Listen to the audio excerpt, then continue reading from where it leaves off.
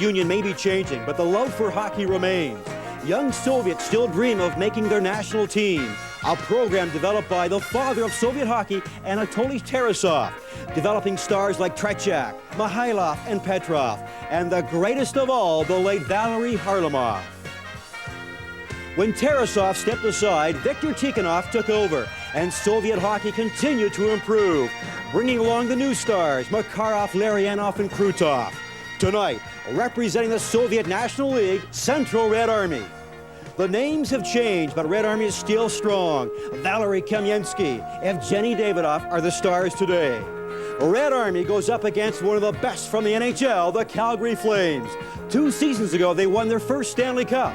Doug Risebrough, an assistant then, the head coach today of arguably the NHL's most talented team, with the likes of Nieuwendyk and McInnes. Then there's Sergei Makarov, who's still wearing red, and tonight he'll play against the team he once starred with, the Central Red Army. Molson Canadian is proud to present the NHL Super Series. The Olympic Saddledome, home for the Calgary Flames, has also in the past welcomed visitors of international hockey, the Canada Cup, the Olympics, and tonight, the NHL Super Series. Good evening, I'm Grant Pollock, and welcome to the NHL Super Series, a series that features all 21 NHL teams and 3 Soviet teams. It began over a month ago in Los Angeles and concludes in just over a week's time in Vancouver. Red Army, in their first 3 games, has yet to lose, and they have finished first in the first half of the Soviet National Hockey League season. They're in first place, 1 point ahead of Spartak and Moscow Dynamo.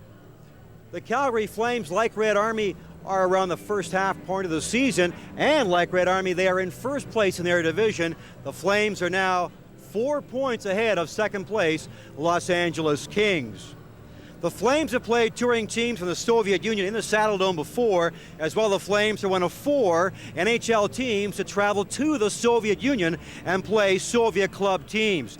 That was a year ago, September, months after winning the Stanley Cup. Flames played Red Army in Moscow as part of the first ever NHL Soviet Friendship Tour. Red Army won the game 2-1.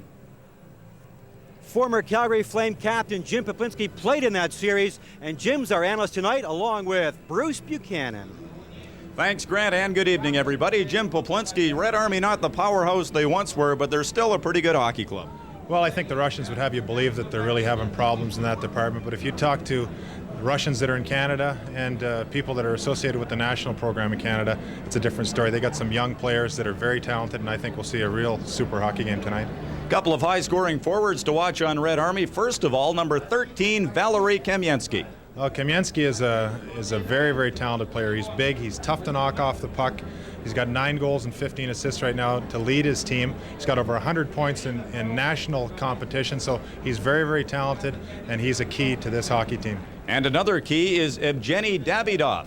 Davidov is a guy that has a tough time controlling his temper at times, and that's why he hasn't been with the national team as long as Kamensky, but he's also very talented, got a great shoot, has super hands, and he's also a guy to watch out there tonight. Jim, how do you think the Flames are approaching this hockey game tonight? Well, any player in the National Hockey League, it appears to be kind of a task before the game, but as soon as you get to the rink and you have a chance to play in a national competition, something that a lot of players in the National Hockey League don't get an opportunity to do, believe me, that adrenaline gets to going, and all of a sudden it turns into a real entertaining hockey game for you. As far as Flames to keep an eye on tonight, Joe Nieuwendyk having another solid season for Calgary. Well, the last international game that Joe Nieuwendyk played, he had a real serious injury on his knee, and he worked hard all summer. His skating has really improved. It's quite strong out there. He's leading the team with 21 goals, and he's a key to this hockey club game in and game out. And Theoren Fleury always seems to shine against the Soviets. Well, 5'6", 160 pounds. He was in the middle of that big brawl in 1987. He is in the league, or the lead in goals with Nieuwendyk with 21 as well. A real spark plug to the Calgary Flames hockey team. And a chance for Doug Risebrough to perhaps juggle his lineup a little bit tonight against Red Army. Well, we've seen quite a few line combinations with the Flames this year, and right now we're in the middle of quite a substantial change, and Risebrough has another opportunity tonight with a game that doesn't mean a lot to juggle some lines and see what he comes up with. Red Army and the Calgary Flames coming right up. It should be a good one. Grant, back to you. All right, Bruce, thank you very much. So far during the Super Series, The outstanding highlight has been the shootout. It's the classic confrontation between one-on-one, the forward against the goalie. And so far, the crowd everywhere the Soviets have played NHL teams, they have just loved the shootout. 5 shooters from each team. The team that scores the most goals after 10 shots wins. If they're tied, there's an overtime, so stay tuned for the shootout coming up in our second intermission. While you're watching our game this evening, we're keeping an eye on the World Junior Hockey Championships in Saskatoon. Gold medal game between Canada and the Soviet Union. In the first period, Pierre Sevigny has given Canada the 1-0 lead. And now for tonight's opening ceremonies coming up in just a few minutes from now.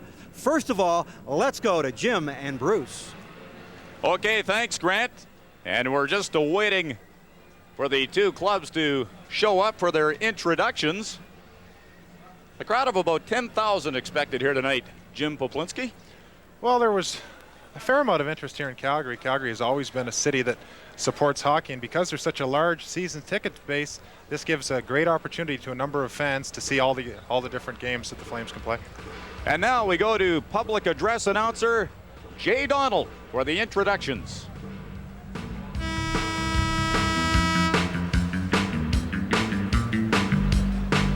Ladies and gentlemen, here are your starting lineups for tonight's game, part of the NHL Super Series 91.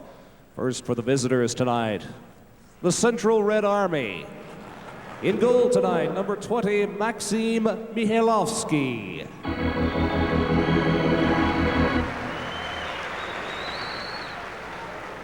On defense, number 16, Vladimir Konstantinov.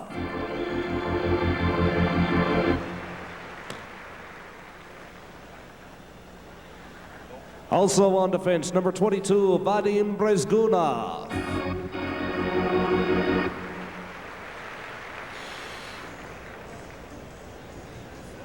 Left winger, number 13, Valery Kamensky.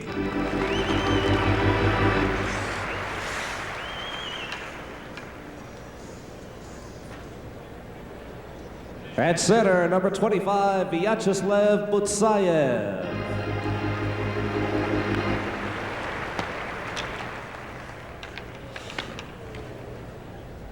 And on right wing, number 6, Ilya Biakin. And the rest of the Central Red Army team under the direction of head coach Viktor Tikhonov.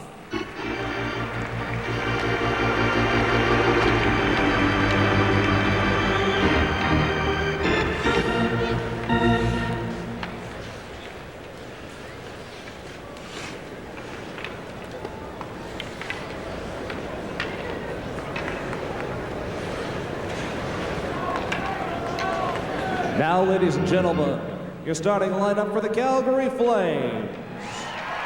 In goal tonight, wearing number 31, Rick Wamsley.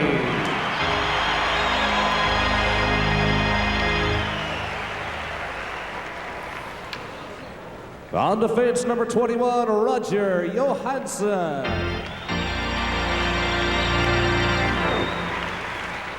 Also on defense, number 34, Jamie McCown.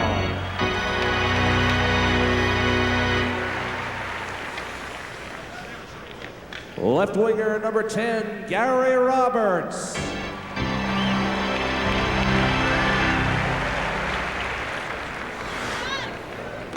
Center, number 39, Doug Gilmore.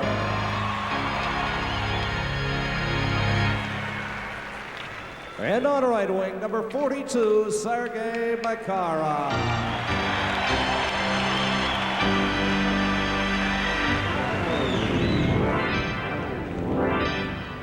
And the rest of the Calgary Flames under the direction of head coach Doug Risebrough.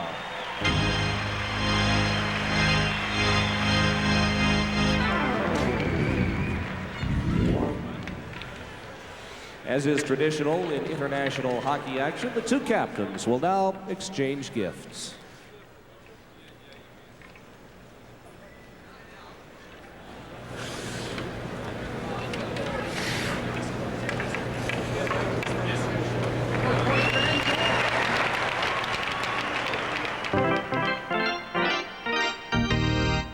Please rise, ladies and gentlemen, and join soloists Maurice Loriot and Susan Smith with the national anthem.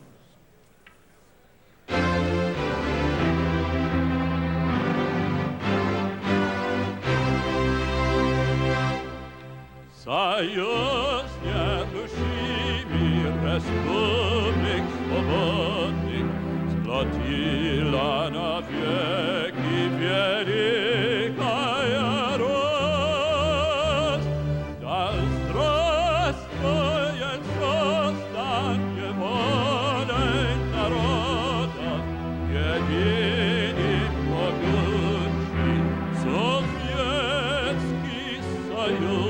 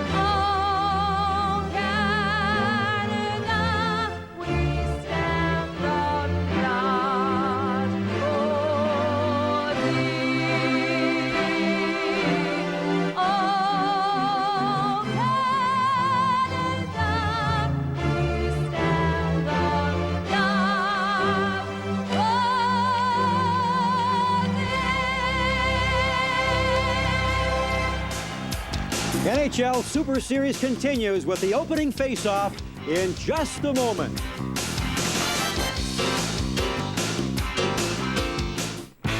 Many Canadians live in isolated areas. They visit the city to take in the culture, the fine restaurants, the symphony, the theater, and genuine Canadian beer. Molson Canadian, what beer's all about. Sunday night at 9, the race is on. You're all talking about the 4-minute mile, how it's not going to be broken. Well, it is going to be broken. Whenever mankind sets himself a goal, he always achieves it. Everest will be climbed. The 4-minute mile will be broken. British runner Roger Bannister attempts the impossible. Roger, the 4-minute mile is there for the taking. The 4-minute mile, part 1, Sunday at 9 on CHCH TV 11. Today's events move at breakneck speed. Every week, Maclean's delivers in-depth stories that tell you who's building the boundaries and who's tearing them down, who's making the money and who's paying the price, as well as who's playing dirty and who's cleaning up. Now you can get the whole story and how it affects you with this special offer. Get your first 4 issues of Maclean's free and sample why it should be your reliable news source. Then keep Maclean's coming for 39 more issues and enjoy insightful articles on people in the arts, science, health, and finance. For just 4 monthly payments of only $9.75. Call now, and with your paid subscription, we'll send you this personal travel bag. Its large, easy access pockets and detachable shoulder strap make it the ideal traveling companion. So call this number now, ask for the extension on your screen, and get 4 issues free plus 39 more, and the personal travel bag bonus, all for just 4 payments of $9.75. That's 43 issues for less than half the cover price. Call and get the whole story with Maclean's, the well-informed choice. Welcome back to the Olympic Saddle Dome. It's Red Army and the Flames tonight. Red Army making its 4th stop of its NHL tour. In goal for Red Army, Maxim Mikolovsky, 21 years old, born in Moscow, and it's Rick Wamsley. Going for the Flames tonight, he's unbeaten in his last 3 games.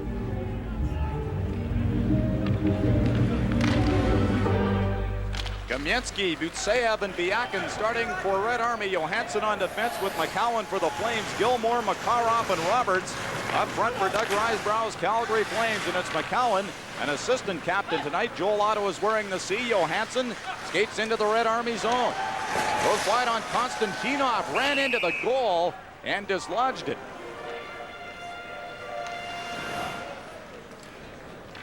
Well, take a look at the Soviet roster. Bruce, I don't envy you having to pronounce all these names.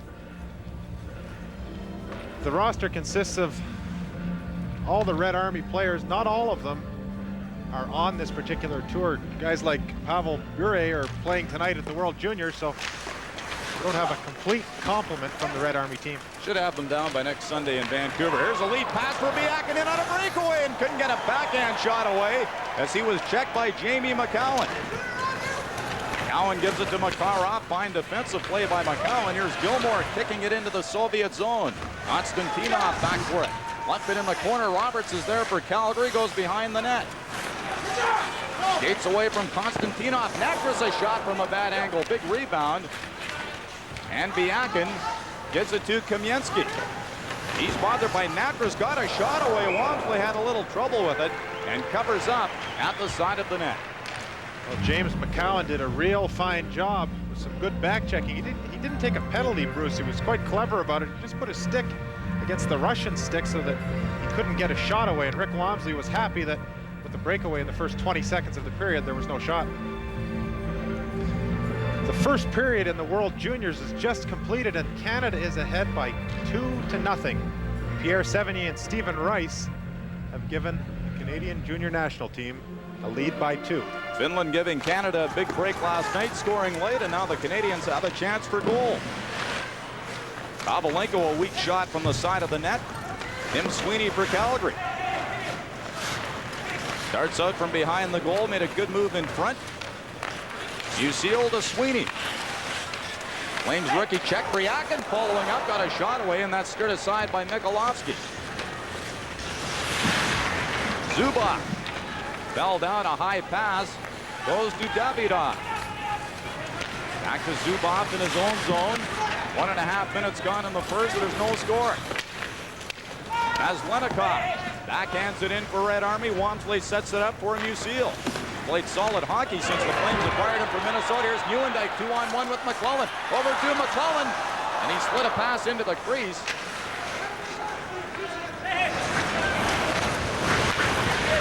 Delma. Gave it to Kravchuk. Play in the Flame zone. It's Gary Suter. On the left side to Joel Otto. Got away from Kravchuk. Check. Mironov up the boards. And the puck is cleared by Gordiak. Jim Kite in a race with Nemchinov. Kite gets away, lost his balance, and couldn't clear the zone. Wamsley to Gary Suter. His pass into the skates of Joel Otto. The puck is stolen in front. Comes to the point to Mironov. Bounces into Wamsley, and he holds on for a faceoff. Viktor Tikhonov has been around since after the first Super Series. Started in 1975. He's got more Olympic and World Championship rings and belts than we have fingers and toes, a guy with an incredible amount of experience, and he still insists that his one love in life is coaching Red Army and the national team for the Soviet Union. Coaching a much younger club, and from what we hear, a very intimidating coach, Jim. Well, that's for sure. I spoke with the gentleman who was the translator during the Olympics, and he was even intimidated. He doesn't have to live with this guy. Jamie McCowan for Calgary. Backhands a pass to Stefan Mateau. He was dumped. Vostrikov for Red Army. Pass to Shibarev. He's with Konstantinov. Lost the puck to Theron Fleury. Fleury had 2 goals and an assist when the Flames played Hemik last year. Vostrikov fans on a shot. Puck is poked ahead for Mateau. Konstantinov and Mateau go to the boards after it. Vostrikov, Johansson pitching, goes to Doug Gilmour. Hops around a check from Kostichkin. Couldn't shovel it in front, and it's Vostrikov for Red Army. We've already seen a couple of good body checks here tonight. You think that these games don't have any significance, but there still is a fair amount of physical play that goes on. And the Russians are a team that can stand up to that, even though they don't do it on a regular basis. If the going gets tough, most of these guys are right there. Zubov to Kaminsky. Second leading scorer on the team. Biakin goes for the goal. It's grabbed by Walmsley, and Biakin ran into the Flames goalie. Nearly 4 minutes gone. Nothing from the Saddle Dome. Well, you can tell you need a change. Back to something simpler, where they don't care about your name. Going home again. Going home. Well, there's nothing halfway about it.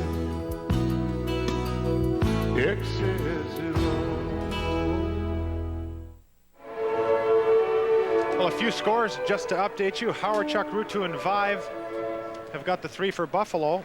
Olsen for Winnipeg, and Derek Smith has just put the Flyers ahead.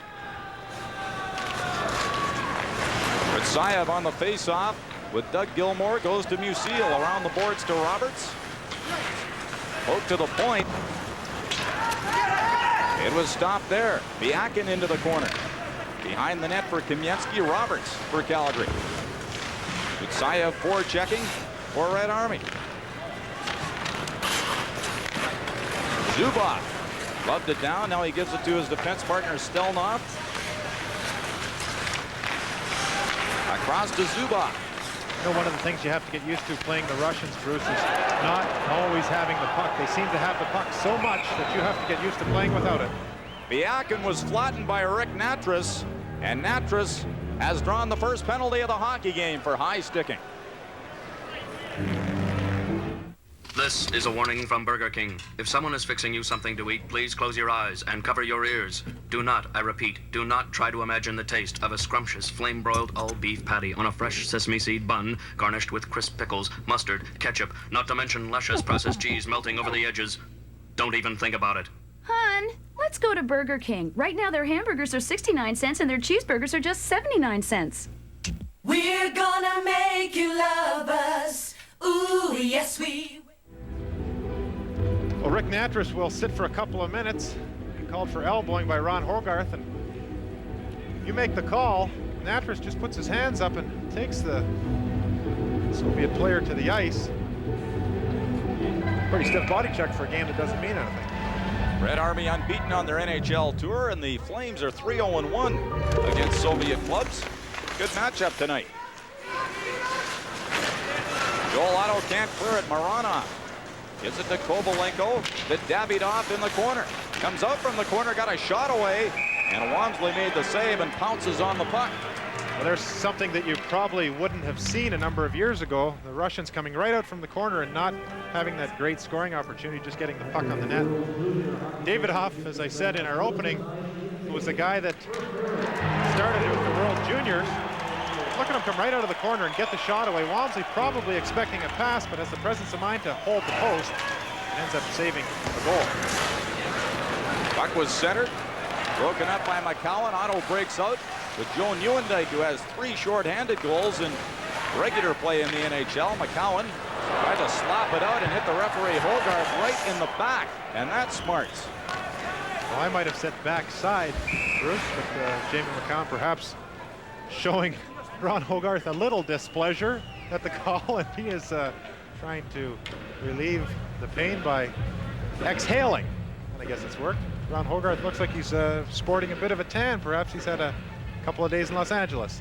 Take a look at the top of your screen, and you feel sorry for a referee. Ow, right in the middle of the back. Believe me, he was trying to get out of the way.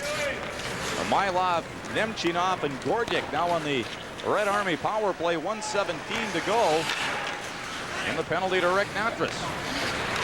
Here's Simylov starting out. He was forced back. Now skates through center. Feeds it in for Gordiak. Poked to the corner by Walmsley. Johansson trying to kick it up the boards to Sweeney. Mylov, watched by Johansson. Comes off the boards, took a shot that was blocked by the Swedish defenseman. And Sweeney kicks it out to center. Nemchinov. Konstantinov now on defense with Brezhganov. And they're down to 35 seconds in the power play. 0-0 at the Saddle Dome. Konstantin to Chibarev. Pass on the left side for Fostrikov. He gave it to Kostichkin. Behind the goal, trying to jam it in front. Jim Kite was there. Chibarev beats the point. And the shot by Brezhganov just wide. Konstantinov in front. There in flurry. Dumps it out for Calgary. Just missed Doug Gilmore, who was tied up by the Red Army captain Konstantinov. Flames back at full strength. Still no score. Well, the Soviets with some pretty good puck control, moving it around quickly as they do, but once again, uncharacteristically, a number of shots from the point. Vostrikov took a shot, the one off the stick of Jim Kite.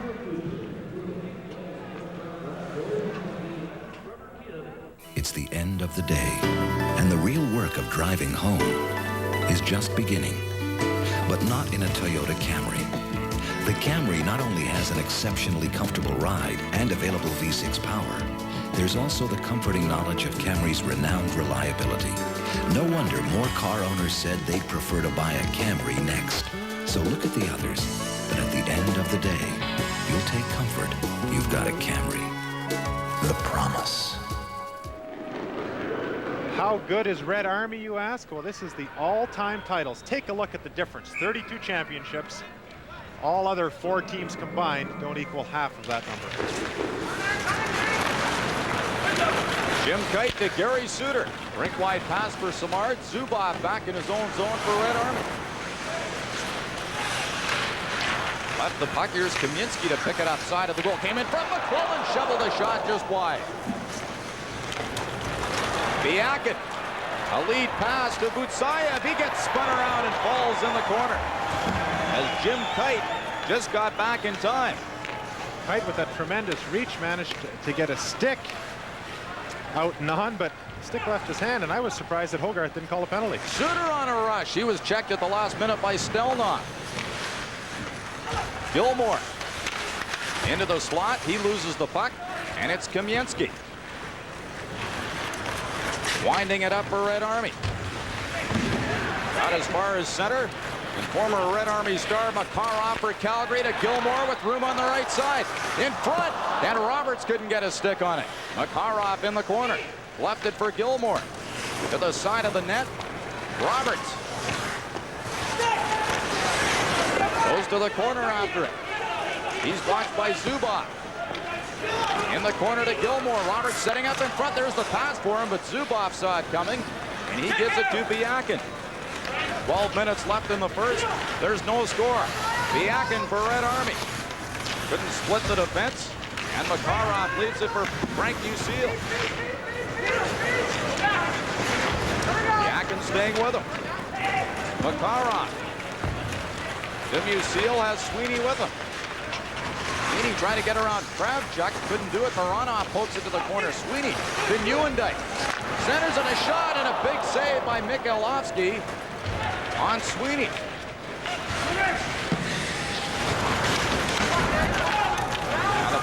backhanded in to the Flame zone.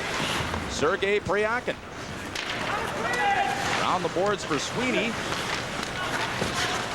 That was intercepted, and Kovalenko plays it to the boards. Nemchinov. Left it for Kovalenko. His backhand rolls to the front of the goal. Wamsley put his glove out. Puck's in the corner. Davidoff. Grabbed by Sweeney. Nemchinov at the point to Moronov. The slap shot and a blocker save by Rick Wamsley. Pryakin. Trying to skate away from Davidoff. Now he drops it to Rick Natras. Natras sends the puck down the ice. And this will be an icing call against the Flames. Mikolovsky is a goalie that has started to change the way the Soviets look at their goaltenders. He's giving a lot of competition to the other players in that particular position. Take a look at this save. Sergei Pryakin sneaks in. Mikolovsky is down, but he gets that right arm up, and then he's right on his toes and ready to get that rebound out of harm's way. Here's what I was talking about with the other goalies. Beloshenkin was expected to do the heir apparent to Trocek. That never really materialized. Now there's a couple of guys, aside from Arthur Urbe, that are taking over and providing some pretty good competition, and additionally providing great goaltending for the Soviet national team. Milov scores. May have been deflected in front, but it's 1-0 Red Army. Well, a real quick release and a well-positioned shot. Not only caught Rick Wamsley, but caught me off guard. I didn't expect that to be towards the net. Mark Hunter doesn't quite make it out to the defenseman. Watch the puck go out. Just that quick release, something that the Russians have not been known for in the past. Getting a shot on net from an angle that you wouldn't always anticipate. And with the way these guys can shoot the puck, if you ever get an opportunity to watch them in practice, boy, I feel sorry for the goaltenders, but it's a good indication of why their shots are so good. They can get that puck away fast, hard, and they're also very, very accurate. Goal at 9:44, 1-0 Red Army. Theron Fleury, back to Musil. Fleury ahead to Mateau. Nemchinov at center. Hops away from Natras to Hamailov, the goal scorer. Long shot, and he just missed. Puck is cleared by Natras. Gudniak and Mateau go to the boards.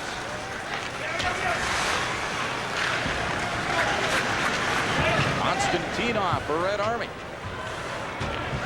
One of the Red Army players, Vostrikov, down at center. And now he's going to the bench. He's been shaken up. Brezganov. Off the boards to the Flames line, Johansson. To Joel Otto. For Brian McClellan. He gives it back to Johansson, and he fires it into Red Army zone. Stelnoff spins away from Otto. Trying to kick it ahead. Shibarev couldn't get it out. McClellan failed to center it.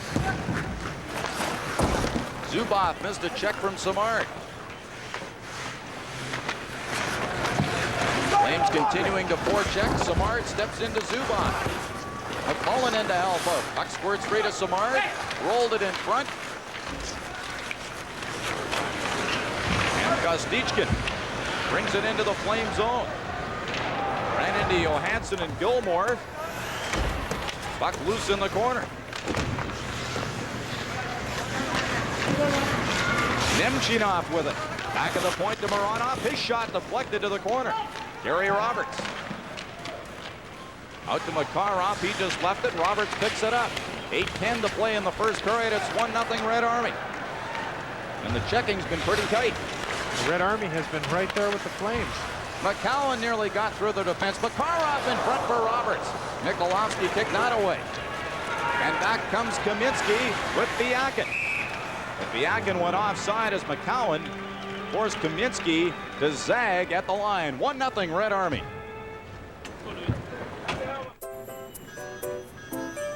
Not only are Simpsons and the Bay bringing you one source of advertised specials and sales, During the entire month of January, we're paying the GST on any purchase of fashions for the family, shoes, and accessories.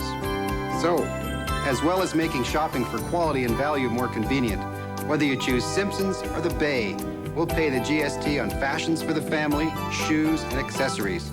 2 great stores, one great idea. A little bit of undercover work going on with Valerie Kamensky. There was a reporter here from Quebec. Apparently Kamensky made some comments that he wasn't interested in going to Quebec City. And a reporter came out from Quebec City to check that story out. And Tikhonov allowed Kamensky to speak with the press, but only while he was present. Rather go to LA, didn't he say, Kamensky? Well, apparently his son suffers from some sort of illness that the cold really affects. He's only 2 years old, so he spends most of his time inside right now. And you'd say immediately, well, Moscow's cold, so that story doesn't hold up. But as he gets older, he's going to get outside. He doesn't want to be going to Quebec where it's colder. Lucky he didn't bring his son to Alberta the last couple of weeks. If he did, he would have been staying in the hotel room. A very talented guy, Kamensky. Boy, can he shoot a puck, just like a rifle. Has over 100 points as a member of the Soviet national team. Valerie Kamensky on a line now with Maslenikov and Biakin.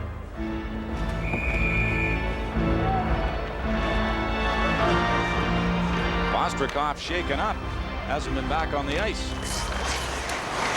Comes to Jim Kite. His slap, and they score! I think Sweeney deflected it.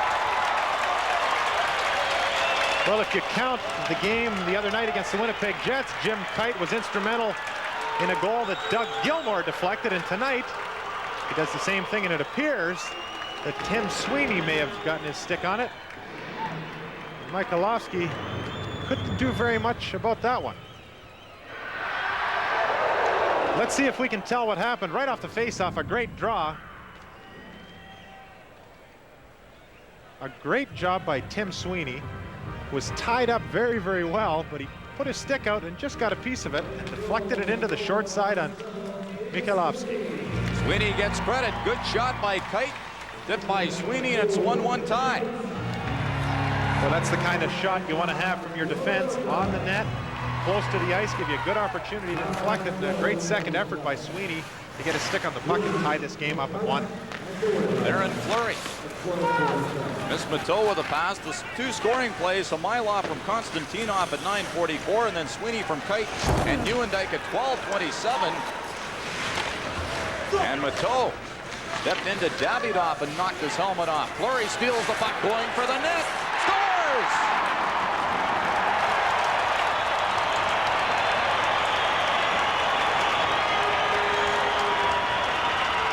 Well, there's a good example of some heads-up play and some great skill by Theron Fleury, but there was a couple other guys that were involved in this goal.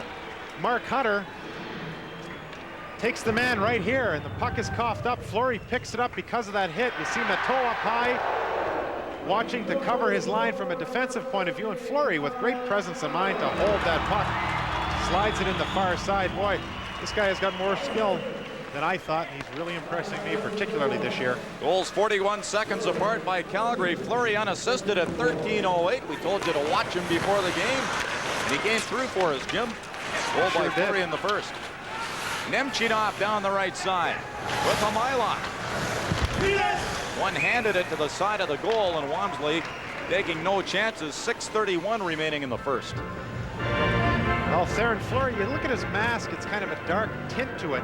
There's tinted ones and there's clear ones, and Fleury doesn't put a piece of tape across the top of his mask to stop the glare. He's opted to go with a little darker tint, and he can also wear that when he's driving as well, Bruce. He doesn't have to wear sunglasses. And looks a little strange in his car with a helmet on. Must have been watching those football linemen.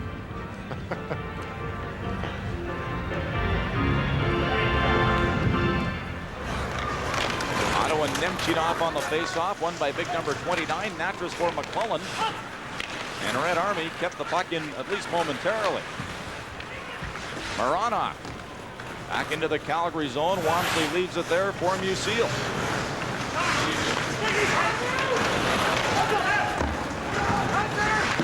Bordiak into Voracek. Back of the point, a shot, and a good save by Walmsley on Kravchuk, who got good wood on the shot.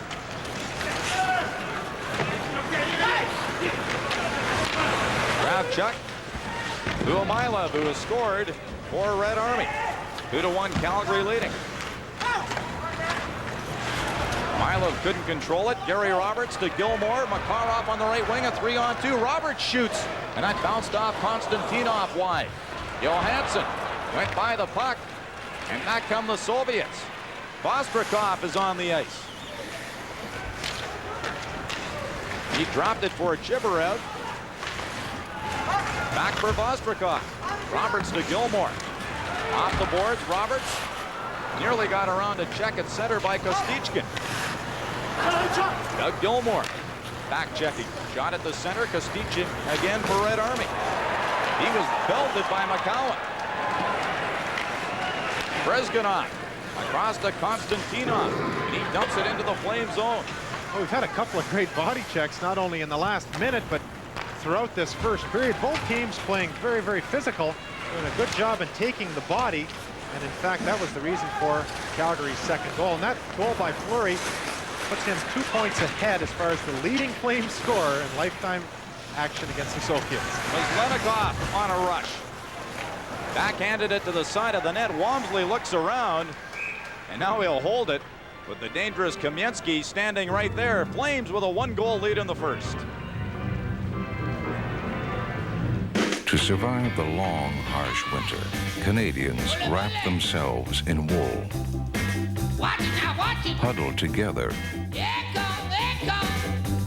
Keep their hands and feet moving. Watch it now, get you. And at the first sign of fatigue, they seek shelter and rest. Molson Canadian, genuine Canadian beer. What beer's all about. Kostichkin took a bit of a bump by James McCown, and here it is. Take a look. McCown very quick, steps up quickly, and Kostichkin with his head up has nowhere to go and knocks the top off the bottle. Had trouble locating his helmet as it was shot across the ice. Flames leading 2-1. Bryakin, first player given permission from the Soviet Ice Hockey Federation to play in the NHL. Neuendijk got around a check, a backhand that went wide. Stelnov got his stick in the way. Neuendijk or Bryakin along the boards. Mazlenikov comes away with it. To Bryakin. He's with Kamensky. Bryakin was tripped up. Hogarth lets play go right on. Neuendijk with Bryakin and Sweeney. Left it for Sweeney. Back to Neuendijk, a shot.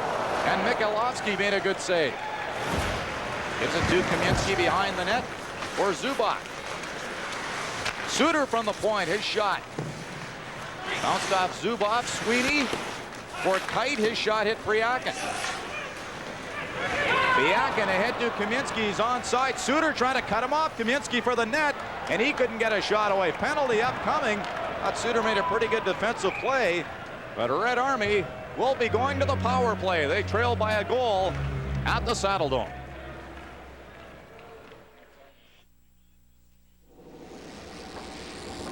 Got a second? I want to tell you about your rights.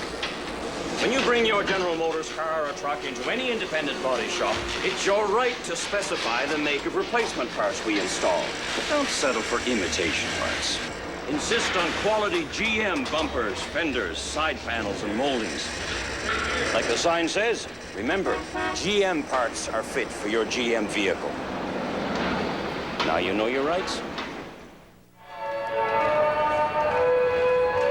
Gary Suter gets caught by Kamensky, and take a look. Kamensky breaking in, and Suter decides that he has no choice but to try and at least stop him from getting a good scoring opportunity and maybe make the referee have to decide whether it is a penalty or not. The Russians end up getting a lot of opportunities like that because their defensive pairs play with the three forwards. Kamensky was up at the red line. The defenseman stepped out from behind the net, hit him with a pass. These guys just know where they are all the time. Nemchinov ran into a check by Rick Natras. Well, your Red Army has to keep their head up when they hit that Calgary line. Well, they're no slouches either, and as this game wears on, you'll see that if there's an opportunity for a Red Army player to take a National Hockey League player, it won't be passed up. Kravchuk slaps it in. Red Army on its second power play. They're 0 for 1. Seal winding up, couldn't clear it. Nemchinov along the boards, and Roberts managed to just clear the zone. Davidoff lost the puck to Roberts. The slap shot off the heel of his stick wide. Mironov. Dugordjek at center. Gives it to Chibarev. Got a weak shot away. That's steered aside by Walmsley. Change up front for Victor Tikhonov's Red Army squad. Pass picked off by Nieuwendyk. He's one-on-one against Brezgunov, who took a look to see if Nieuwendyk had any help. He didn't, and now he just drops it back to Johansson. 45 seconds left in the penalty to Gary Suter as McCowan slaps it down the ice.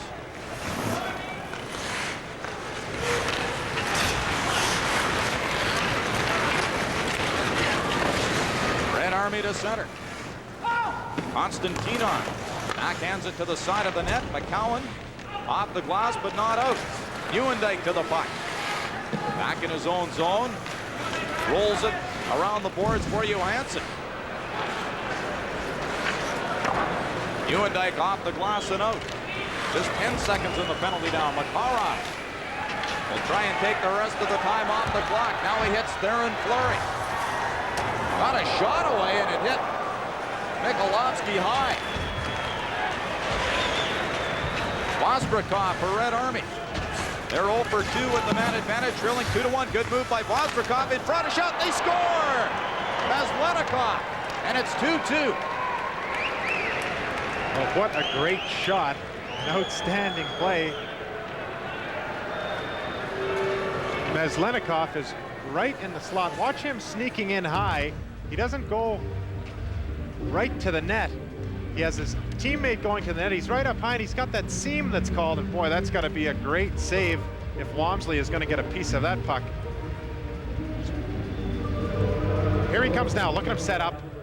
Boom, the puck isn't on his stick, and that one time it's up in the top corner. Watching them practice here the last couple of days, a lot of time spent shooting on the fly, shooting the puck. These guys love to shoot the puck now, and when they get an opportunity with some of their sticks, can they rifle it, and they can go to the shelf as well. Maslenikov's second goal of Super Series 90-91 from Vostrikov at 18:39. Stelnov for Zubov off his stick. Priakin gives it to Fleury. In front for McClellan. Puck is rolled wide of the goal. Maslenikov in the corner with Fleury. Trying to hold it for a face-off. Ron Hogarth tells him to keep play moving. Fleury and Priakin digging away. Vostrikov flips it out for Red Army. 32 seconds remaining in the first period. Musil. Miss Gilmore with a pass. Priakin tried to poke it in. Kamensky looking for Kostichkin. Jim Kite to Roberts. He drops it to Doug Gilmore. Back in front. Roberts rolled a shot to the front of the goal. Gilmore unable to center it. Roberts back to Gilmore in the corner. 10 seconds in the period. To the front of the net. Cleared to the point. Makarov from the slot. His shot didn't get through. A bouncing puck. And that'll do it for the first period.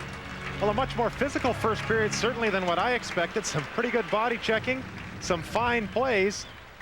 And even if this game doesn't mean anything in the standings, you've got guys wearing white and guys wearing red that are enjoying this competition. Coming right up, Grant Pollock will talk with two-time 50-goal scorer Joe Nieuwendyk of the Flames. The score at the end of the first period is the Flames 2 and Red Army 2.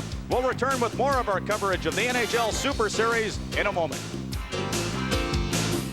Saturday, get ready for a down-home country showdown with your hosts Vicky Van Dyke and Elaine Jarvis, plus an exciting lineup of special guests. So enjoy some good time picking and grinning on Showdown, premiering Saturday at 9 on CHCH TV 11.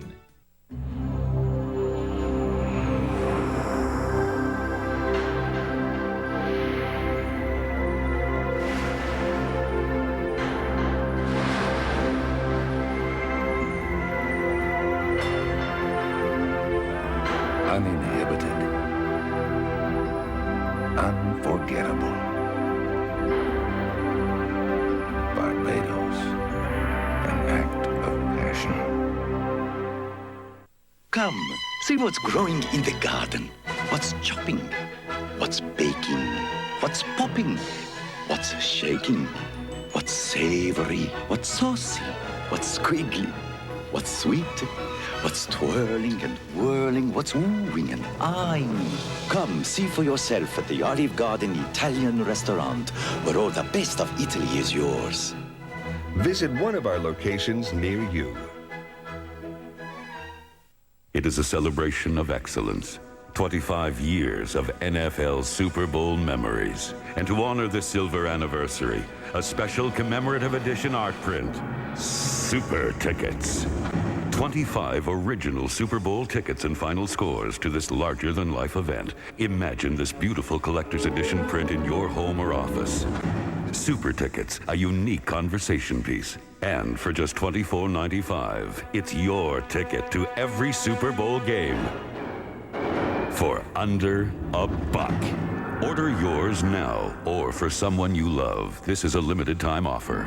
In Toronto, call 481-2585. Ontario, 1-800-668-1470. Or send $24.95 plus $3 shipping and handling to Super Tickets, Box 3357, Station D, Willowdale, Ontario, M2R 3G6.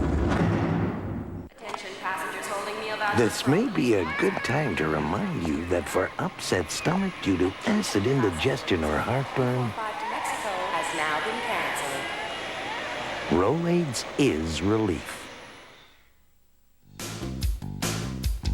The Flames with 2 goals, 41 seconds apart to lead Red Army. But the Red Army got a goal late in the first. This one is tied 2-2 after 1. The Calgary Flames have had success in recent years with 3 rookies, Makarov, Suter, and Joe Nieuwendyk. Nieuwendyk scoring 51 goals in his first 2 seasons in the NHL. This is 4th season with the Flames. He's sure to equal or better his total of 45 goals 1 season ago. And Joe Nieuwendyk not only scores goals for the Flames, he is also a union boss for the Flames, the player rep. And that's why we are all here tonight, because these games are for the players. Pension fund, how do you feel about them? Well, I think, you know, it's a good experience for all of us. We try, it's awfully difficult at this point in the season to get up for games like this, but you do the best you can. And for us, playing a team like the Red Army, which is considered probably the best in Russia, it's a good thrill for us. Can you help us look ahead? Do you think these will continue on after the Canada Cup next year? Well, I think they will. I think, you know, they're always going to be looking for ways to improve ways of putting this show on, especially drawing the fans out. We have a pretty good crowd here tonight, but I understand around the league they've been having difficulty packing the arena, so I think they'll make some changes that way. What about Red Army? The same team, I guess a little different team than you saw last September. Your comments on their play tonight? Well, they seem to have a much younger team. They have a lot of young faces out there, and but they're still the same team that we've seen year after year. They're fast. Every one of that team can skate, and for about the 4th year in a row, I have trouble figuring out who's the defenseman and who the forwards. They're all over the place, and they make some pretty plays. What about their goalie? I know he stopped you once. Stopped me once. He's pretty stand-up goaltender. One thing about these goalies, they always seem to, their pads seem to cover most of the net. They have big pads. I don't know. Maybe they're illegal. I don't know. Maybe we should check. But he's a good goalie.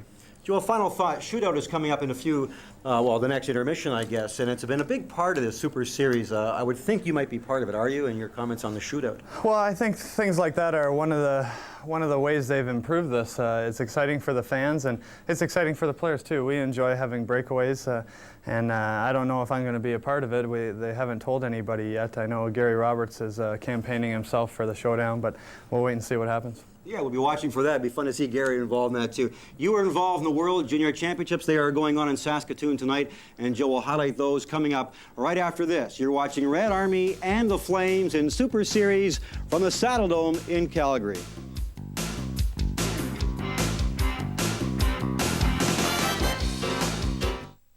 You know, $10,000 used to buy a really good vehicle, but not anymore, right? Wrong. You see, together your Ford and Mercury dealers are offering this Ranger and Festiva, this Escort, even this Topaz and Tempo, complete with air and automatic, all for under $10,000 each. So stretch your dollar further at your Ford and Mercury dealers. But hurry, quantities are limited. This is one of 570 million refund locations for American Express traveler's checks. Now, anywhere you can find a phone, you can get a refund. And delivered anywhere you want, virtually anywhere in the world. But remember, the service comes from American Express traveler's checks. So if your bank doesn't carry them, go to one that does. Don't leave home without them. Sounds great. Okay, bye-bye. In real estate, you just can't stop for a bad headache. Now I have more choices for pain relief. I've tried ASA, I've tried acetaminophen, but today I choose Advil, a different kind of pain reliever. My doctor recommended Advil. For my headaches, Advil has the strength to deliver really effective pain relief. In fact, one is often enough. And for me, it's important that there's little chance of stomach upset. Thanks. Advil, a different kind of pain reliever. Ask for it at your pharmacist's counter. It's the times we remember. It's the moments together. It's a way of seeing yesterday, today. That's his photography. You know, everyone has their own special memories. I know I do. And if you want your memories to look their best, you trust Black's quality. It's as simple as that. Big, beautiful prints guaranteed.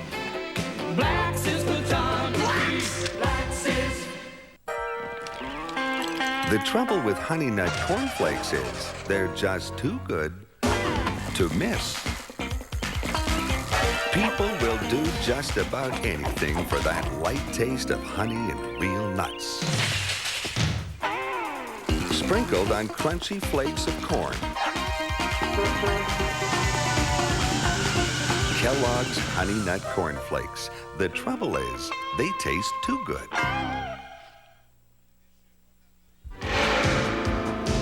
Pure hockey emotion has never been as vibrant as the 1969 World Hockey Championships in Stockholm, Sweden. Not 12 months earlier, Czechoslovakia's tenuous independence had been invaded by the Soviet Union. Now, all-out war would be fought on ice. More than a game, this would afford the Czechs the opportunity to make a political and sporting statement. They did, by edging their most hated rival and winning the championship.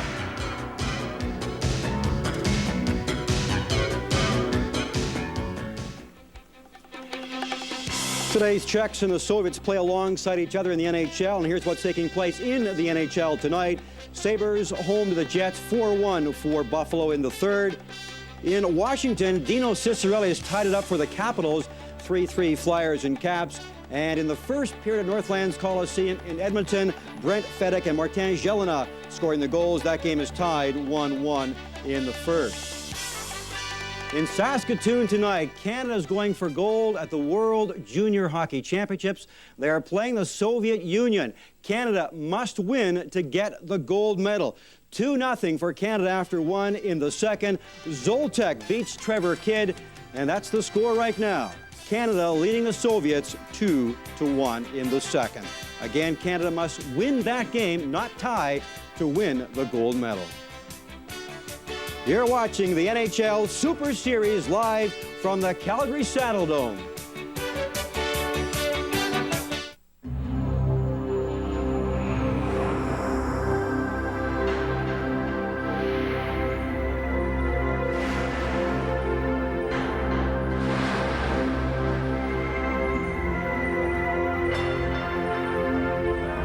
Uninhibited. Unforgettable. Barbados, an act of passion.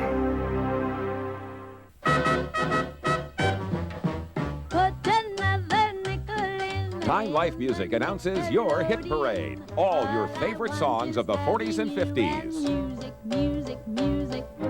They try. Year by year, you'll hear the original hits by America's best-loved artists. Start with 1945.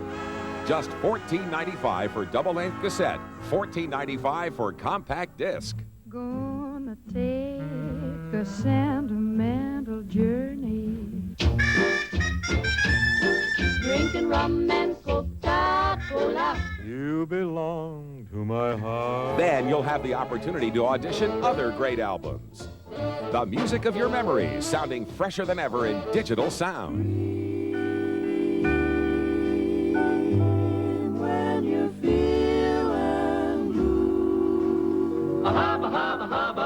Hello, Jack. So call now for this special introductory price. I say I'll dig you later, baby, in the USA.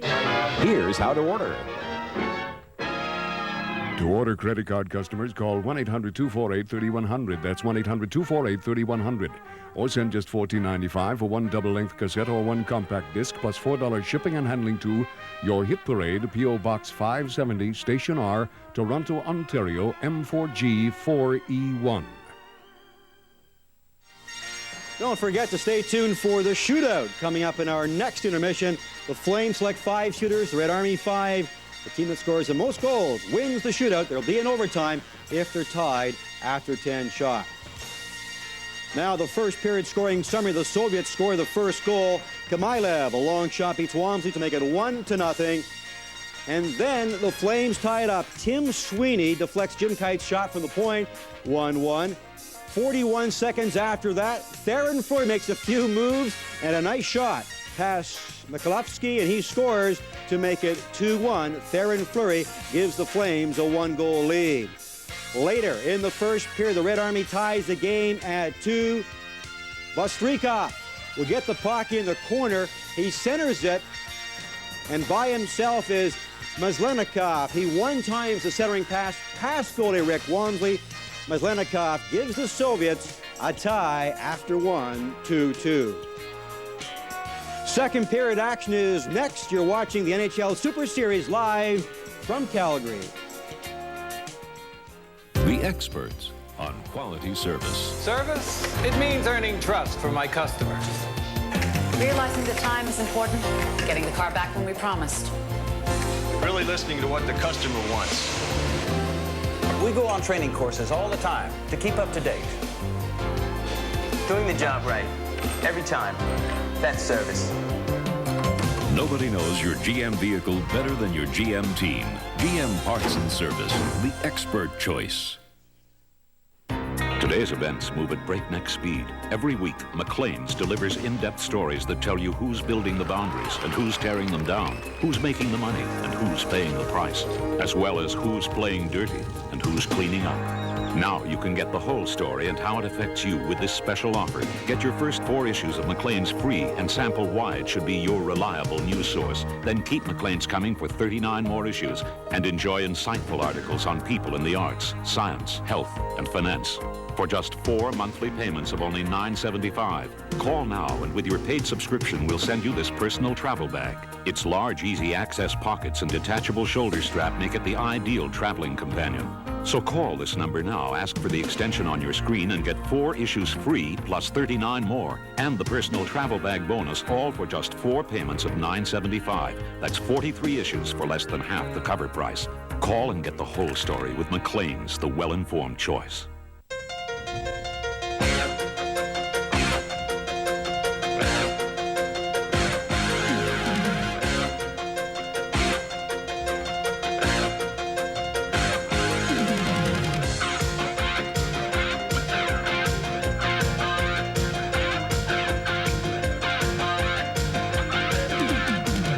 Hendrick and Doug Maxwell call the action on Bonspiel 91, Saturday at 4 on CHCH TV.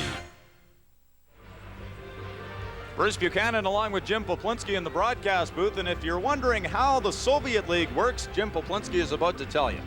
Well, people complain about the National Hockey League playoffs. The way they do it in the Soviet Elite League, there's 16 teams and they all play 30 games. Obviously 15 teams times the 2 that you see. The top 10 of those 16 then go on to the next stage. There's 6 weeks off around Christmas time, so everybody gets it off, and they play tours such as these to raise revenue for the Soviet Ice Hockey Federation. And then the season resumes again with the top 10 teams, play a couple of more games against each of them, and the top one is declared the champion. No excitement for the playoffs, and the Soviets may be facing a delay of game penalty here. They haven't shown up yet. The Flames are on the ice. Don't tell me they've gone home, Jim. First period wasn't that rough. Well, they can't go home because they'd have to return some of their equipment. I don't think they want to do that.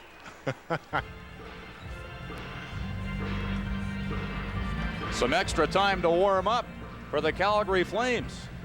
And we've seen Wayne Gretzky many, many times. He had a big time last night.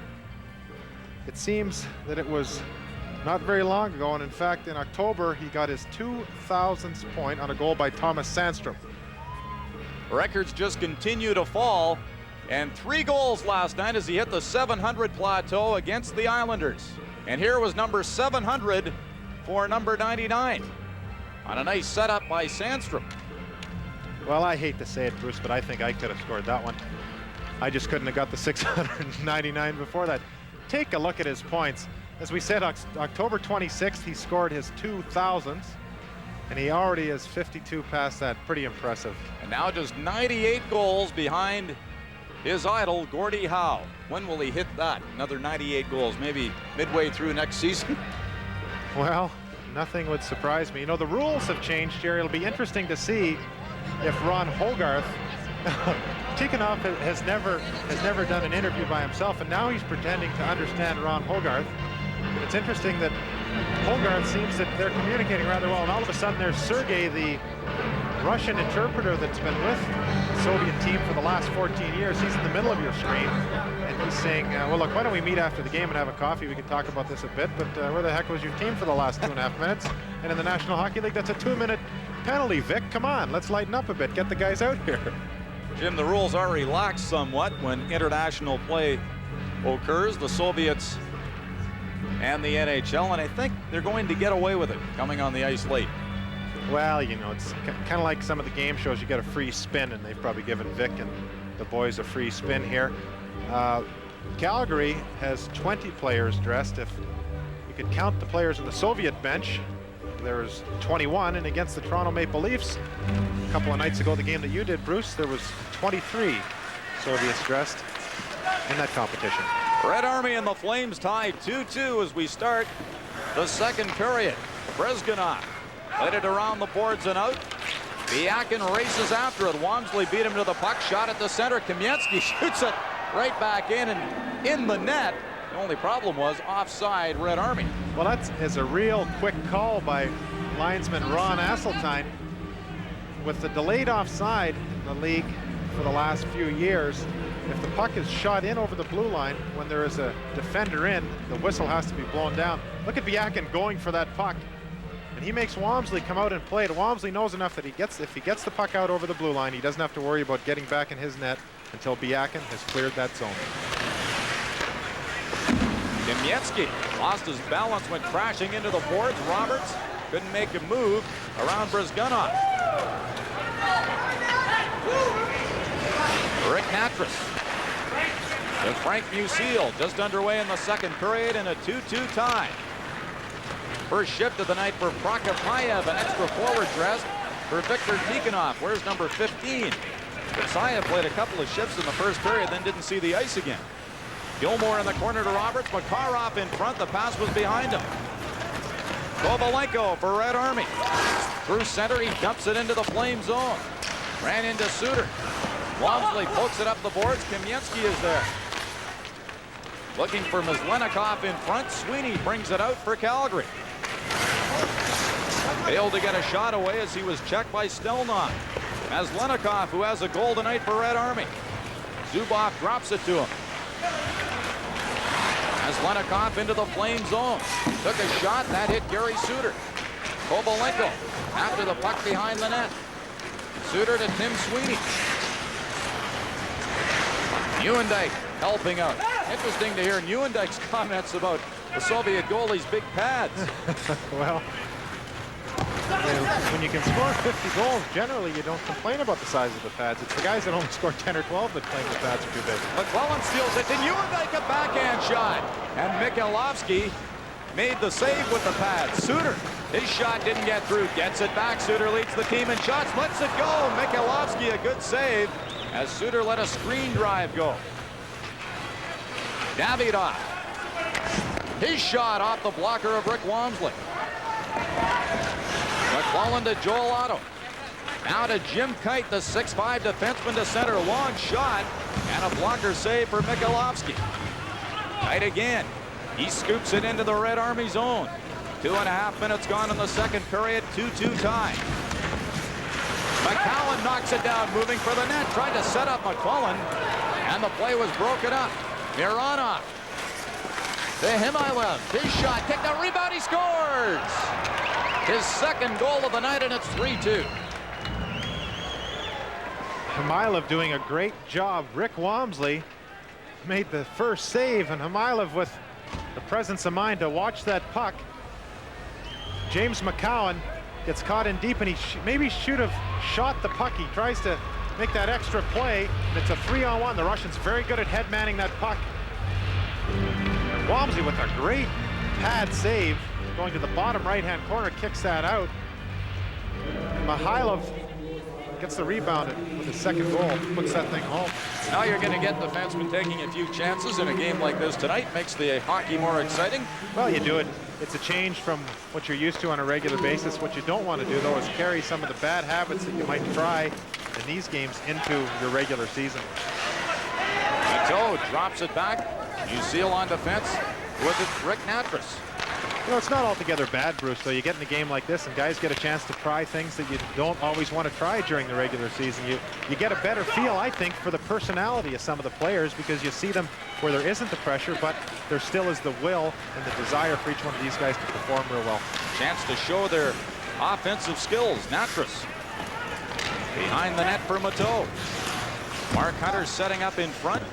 Konstantinov up to Vostrikov. He sends Chibarev away.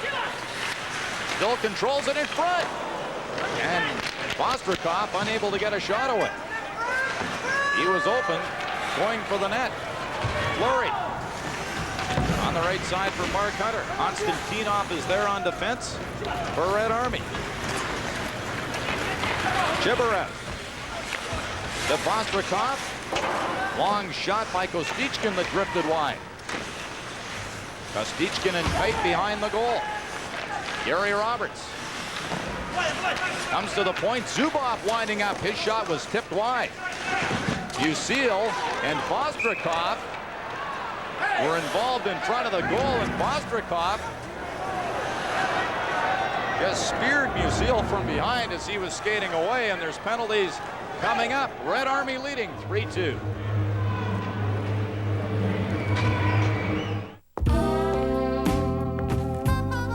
Cleanest room. I must have told him 1,000,000 times, you're going nowhere till you clean up your room. You ain't nothing like you used. Back in school, we lived a whole week on macaroni and cheese. Then we ran out of cheese. He was such a kind little boy, always bringing home stray animals. Molson Special Dry, the evolution of beer. Vostrikov and Frank Musil, they were jostling in front of the net, and Musil was making sure that Vostrikov was covered. Went a little bit too far, and Vostrikov jabbed him with the stick, and Musil immediately turned around with fire in his eyes, and Hogarth was right on top of things, assessed a couple of penalties, and there is some discussion as Doug Risebrough looks on to decide whether he's going to be with a power play or whether he's going to be killing a penalty. The clock just read a 2-minute penalty for the Calgary Flames, but that has been erased, and it appears that Ron Hogarth has evened things up, and it will be 5-on-5. And Ron Asseltine out in front of the Soviet bench, giving Victor Tikhonov some sign language, holding 2 hands up, showing him 5-on-5, and in any language, that means that there's no power play, Vic. Teams 5 skaters aside. Gary Suter got a shot away wide. Priak into the corner. Red Army's number 18. Stick handles down the boards. Zubov. Or Biakin. Priakin in the corner with him. Nieuwendyk, backhand shot kicked away by Mikolovsky, and the puck came back to him as the Soviet goalie covers up. Joe Nieuwendyk's had a couple of pretty good chances in the second period. Well, Nieuwendyk must have known that he was going to get some pretty good chances, because he talked about these big pads. And there's a rule in the National Hockey League. Watch Nieuwendyk come out of the corner. Boy, when you got a nose for going to the net, Nieuwendyk is not worried at all about being too low. And the Soviet goaltender, Mikolovsky, very, very deep, great reaction time, kicks that pad out and saves a goal. Musil and Vostrikov both drew double minors. Vostrikov for spearing, Musil for cross-checking and roughing at 4:22. I'll guarantee you Vostrikov has never seen that penalty before, just instituted in the National Hockey League this year. If there's an attempted spear that isn't serious in nature, the referee can assess a double minor, and that's what Vostrikov is sitting out right now for, each of them with 4 minutes. Soviets have come back to tie it. Canada had a 2-0 lead at the World Junior Hockey Championship, but the Soviets with 2 goals to tie it. And remember, Canada must win to take the gold medal. Samard turning, got a shot away wide. Otto back of the point to Gary Suter. His shot through traffic. Otto missed from the side of the goal. Davidov. Mostadotto in the corner. Samard with Kravchuk. Davidov staying with Otto. That's not easy at 6'4", 225. To Jim Kite. Puck rolled through the slot. Kovalenko out for Davidov. Mironov skates through center for Red Army. Long shot. That's gloved by Wamsley. Gives the puck to Jim Kite. Now to Brian McClellan. He just sends the puck down the ice as both teams make changes. Mironov. Puck shot into the flame zone. Nemchinov was after it. Tight to Fleury. To Roger Johansson. Mateau is trailing the play. Fleury along the boards. Let a shot go. Mikolovsky was screened. Johansson to the side of the net. And out comes Samylov. 2-goal man tonight. And he was hit by Theron Fleury. Puck is backhanded in. 13:34 left second period. 3-2 Red Army.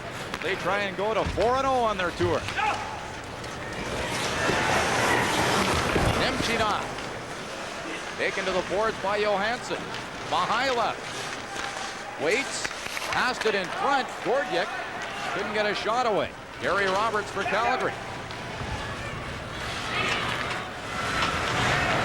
Goes to the right side and lost the puck at the line. Konstantinov. National team veteran.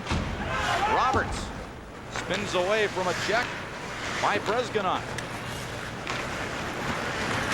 Chibarev. Watched by Roberts. Konstantinov to Kaminsky on the right side. Ran into Suter at the line. Makarov takes over for Calgary with Gilmore and Roberts. Makarov still controlling. Gilmore picks it up. Kostichkin. Kamensky to Kostichkin. Hits the Calgary line. Left the puck. Chibarev shot. Blocked by Rick Natras. Friakin. Back the other way for the Flames. Pass behind Tim Sweeney. Zubov spin. Couldn't clear it. Friakin has Buendijk behind the goal. Number 25 has it for Calgary. Across to Suter. The shot deflected to the corner. Mikolovsky was down on the play. Kamensky. Mikolovsky's had to see a lot of shots through traffic tonight. Gary Suter has been one Flame that's responsible for 3 or 4 of them. And of those, 3/4 have hit the net. Zubov was bumped by Buendijk. Melnov grabs Sweeney. Dangerous pass in front. Stelnov gives it to Chibarev on the end of a long shift. Lead pass for Biakin. Races in, and it's swept away by Rick Wamsley. Johansson. Pass didn't get through to McCullen, and it's backhanded in by Kravchuk. Jim Kite, who wears number 4 for Calgary, to Johansson. 11:22 remaining in the second period, and it is 3-2 in favor of Red Army. You know, $10,000 used to buy a really good vehicle, but not anymore, right? Wrong. You see, together your Ford and Mercury dealers are offering this Ranger and Festiva, this Escort, even this Topaz and Tempo, complete with air and automatic, all for under $10,000 each. So stretch your dollar further at your Ford and Mercury dealers. But hurry, quantities are limited.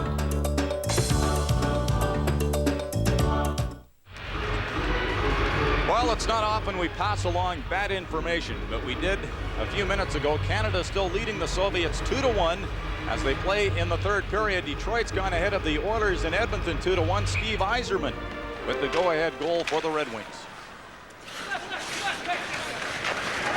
Kravchuk slaps it in for Red Army. They lead the Flames 3-2 here in the second period. Back of the point to Kravchuk. His shot kicked away by Walmsley. Brian McClellan back the other way for Calgary. Couldn't beat Kravchuk. They go to the board. Joel Otto at the point to Musil. A one-timer off the stick. A Moranov just wide. Otto along the boards in the slot for Samard. Otto picks it up, overskates it. Prokopiev for Red Army. With Vostrikov. Crisscrosses at the line with Biak and got a shot away. Walmsley the save. Another save by Walmsley. Stefan Matteau. Splits the defense right to the goal, and it's steered away by Mikolovsky. See a lot of that in a game like this, Jim. Trying to beat defensemen one-on-one. Well, it's a good opportunity to try that. And when you've got Soviet defensemen that are so good at playing one-on-one because their forwards are so good and they test them, it's a great opportunity to try it and improve your skill. Matteau again for Fleury. He'd gone in too deep. Fleury from the corner at the point to Jim Kite. The slap shot. Mikolovsky came out to challenge. He was caught off balance. And now the puck deflects to the corner. Mikolovsky looking at referee Hogarth saying, hey, how about a penalty? Fleury to Matteau. Back in front for Fleury. Couldn't reach it. That's the problem with being 5'6". If you got a good glove hand, you can be 5'6" and still be all right. Fleury into the slot. Good pressure here by Calgary. Lets the shot go. Mikolovsky the save. Rebound. Fleury after it. Mikolovsky down. The net has come off. All kinds of traffic in front of the Soviet goalie. And Matteau was mixing it up with a Soviet player that just fell over his goalie. But all kinds of traffic in front. But it's still 3-2 for Red Army. This is one of 570 million refund locations for American Express traveler's checks. Now, anywhere you can find a phone, you can get a refund. Hand delivered anywhere you want, virtually anywhere in the world. But remember, the service comes from American Express traveler's checks. So if your bank doesn't carry them, go to one that does. Don't leave home without them. Well, it's absolutely amazing. I didn't think that they had square dancing in Russia, but the Soviets have brought their own fiddler, and he's teamed up with the Flamin' Fiddler here, and they just put on quite a display for the 10,000-odd fans that have come to the Saddle Dome tonight. And while they were doing that, Mark Hunter was enjoying the show from the penalty box. He's off for cross-checking at 10:28. And Red Army's on its third power play, 0 for 2 tonight, leading 3-2. Shots are 21-18 in favor of the Flames.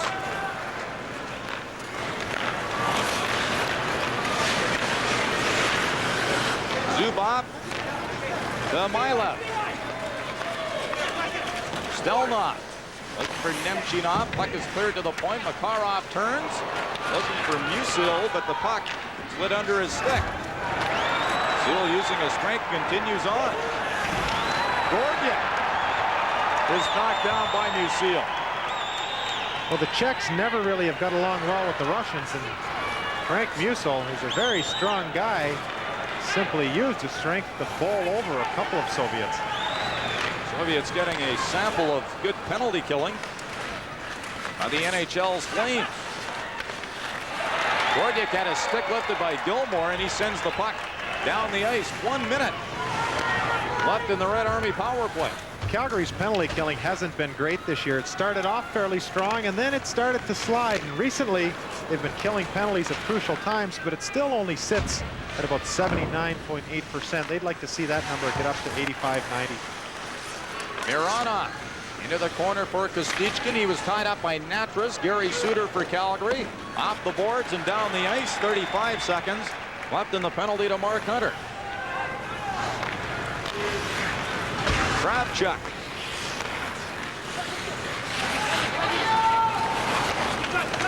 Moving in on the right side, it's Vostrikov. To Chibarev. Kravchuk. To Mironov, rolls a shot to the front of the goal. Suter for Calgary off the glass and out. And that'll pretty well do it for the penalty to Mark Hunter. Well, a simple play by Gary Suter, but it's so important to have a good backhand. And Suter gets the puck. He's not on his forehand, but with those big wrists that Gary Suter has, he gets that puck out very easily on his backhand. Kamensky whipped the shot, saved by Walmsley. Otto couldn't clear it. Prokopiev from the corner, centers, and a good shot by Biakin. Big save by Walmsley, and it's cleared out by Hunter. Well, Walmsley had to be sharp. Did he come across that crease fast in order to make an outstanding save? Red Army didn't get a shot on the power play, but Biakin had a good chance just as the penalty ended.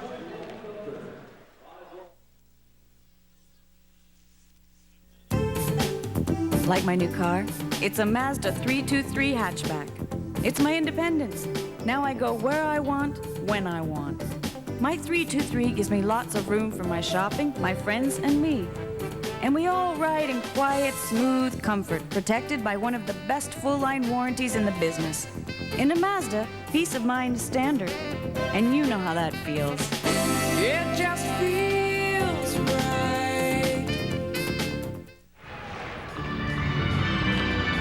Bruce Buchanan at the Olympic Saddle Dome in Calgary with Jim Poplinski and Grant Pollock. Welcome to the NHL Super Series. Red Army leading 3-2 over the Calgary Flames here in the second period. Red Army now with 3 power play opportunities, and with the exception of a great save by Rick Walmsley, they haven't had a lot of great scoring opportunities. Biakin's pass through the slot behind a couple of Flames, and back comes Kamensky with Biakin. And he lost the puck to Frank Musil, who made a fine defensive play. Flurry off the boards to Musil. Headmans it to Priakin. Sweeney speeding for the net. There's the pass across. But Brezganov got his stick in the way. Konstantinov, a backhand through traffic, and Sweeney takes the puck away. Fleury left the puck for Musil. 6:20 left second period. 3-2, Red Army leading. I've been impressed with Jim Kite tonight, Bruce. He's made a couple of real heads-up plays and moving the puck a full zone. He's not really credited as being a guy that sees the ice real well, and recently he's been doing a good job in that regard. Emchinov was upended. Doug Gilmore. Check from behind. Roberts followed up, and his shot didn't get through. Gilmore from behind the net. Roberts was pushed into the goal, and the Soviet goaltender by Stelnov. I don't think Hogarth is calling a penalty. We have an update from the junior game. Here's Grant Pollock.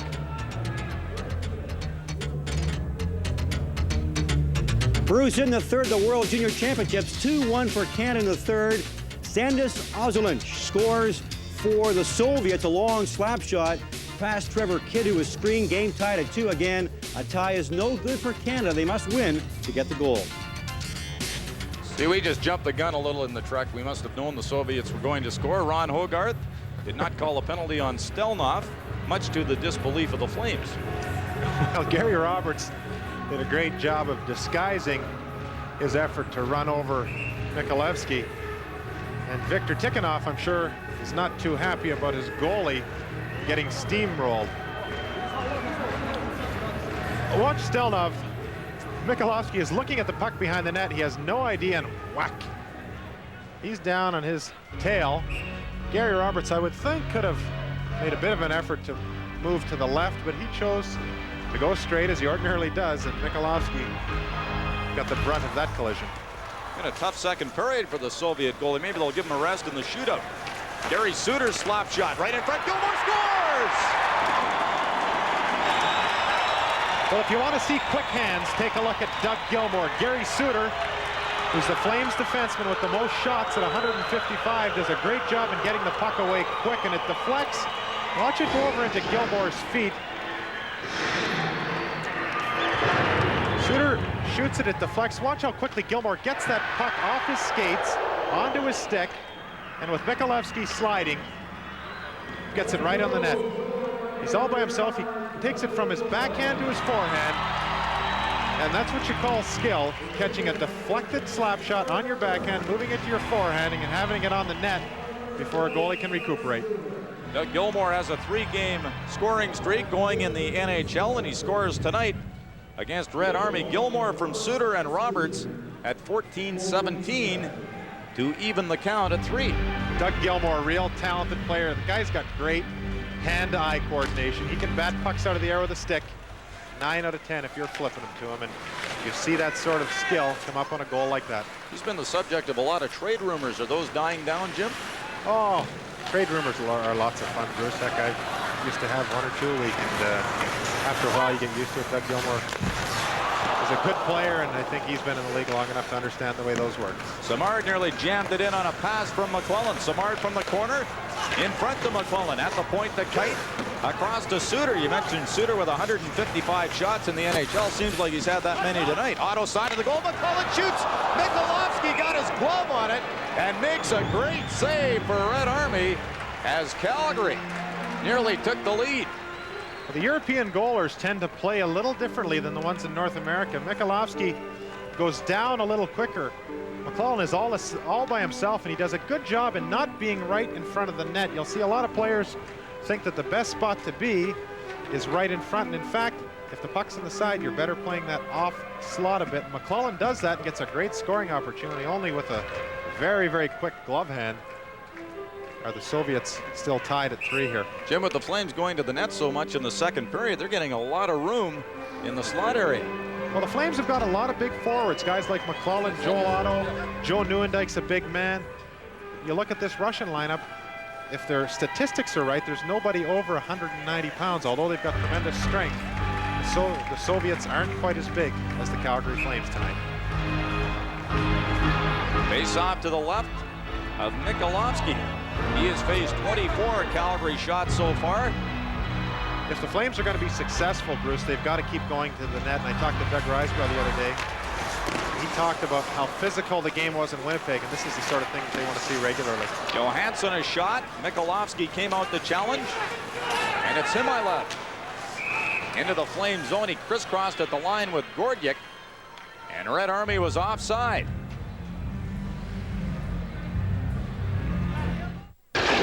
Tuesday at 8. What's that? Experience the fantastic. Hey, Murph, we saw it. You won't believe your eyes. I realize how an unhappy childhood probably led you to all this. But that's really no excuse. He crushes crime at super speed. Justice as a new hero. The Flash. Tuesdays at 8 on CHCH TV. The Calgary Flames have lost just as many this year already as they did all of last year. And in 1980-81, in 40 home games, the Flames only lost 5. So the home rink has not been quite as kind to them as late. And it's a reason that they've been inconsistent in the standings so far. Well, there's a little parity in the NHL. Well, there's no question that that has something to do with it as well. I think, too, a nicer building in the Saddle Dome. Teams aren't quite as afraid to come in here. Back in 1980 to 1983, getting into the Corral, it was like a dungeon. It was a bit of a foreboding experience. Lots of fun for the home team, but not a lot of fun for the visitors. Emchinov at center. Back to Konstantinov, the captain. Brezganov was dumped at his own line. Kamensky going wide on Natras. Comes out from the corner, put it through the slot. Konstantinov in from the point. Couldn't make a move around Johansson. Sweeney brings it in front of his own goal. Ryakin tried to drop it. It hit Hogart, the referee. Ryakin with Fleury and Mateau. Pass to Mateau. He boots it against the boards. In front, Fleury, a shot, save, rebound. Another shot by Fleury over top of the net. Zubov. Flames have come on here in the second period. There's a nice pass by Fleury to Musil. His shot, and he slid it just wide of the goal. Kamensky back the other way for Red Army. Pass too far ahead for Biakin. Jim Kite to it. And icing against Red Army. A 3-3 tie in Calgary.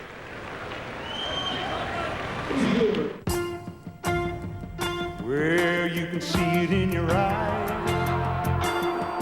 Nothing halfway about it. Something about a good friend coming by with a hand you lend. Always gonna be there. Always gonna be there. Well, there's nothing halfway about it. Hick says it all.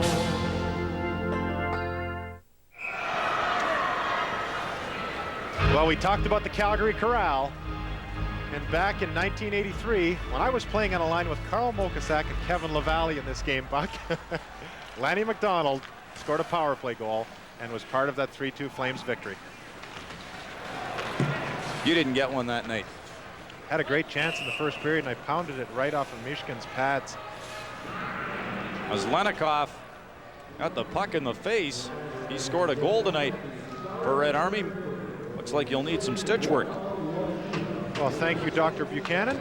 Oh, maybe not. It's a pretty quick evaluation from 50 feet. That's rather impressive. Nothing that a gauze pad and little smelling salts won't cure. Here's what happened. The puck right up on a dump in by Mark Hunter, and immediately he holds his hands over his face and goes to the bench for some attention.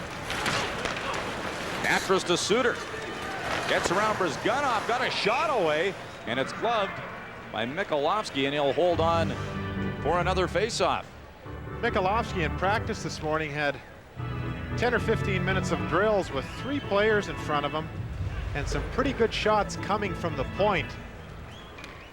The Russian goalies are really interesting. If you watch them in practice, boy, these guys don't have a lot of, I don't know if respect is the right word, but certainly concern for their goaltender, because they're ripping high shots here and there, and the goaltender just stays in. The National Hockey League, if you did that with your goalie, he'd leave you in practice.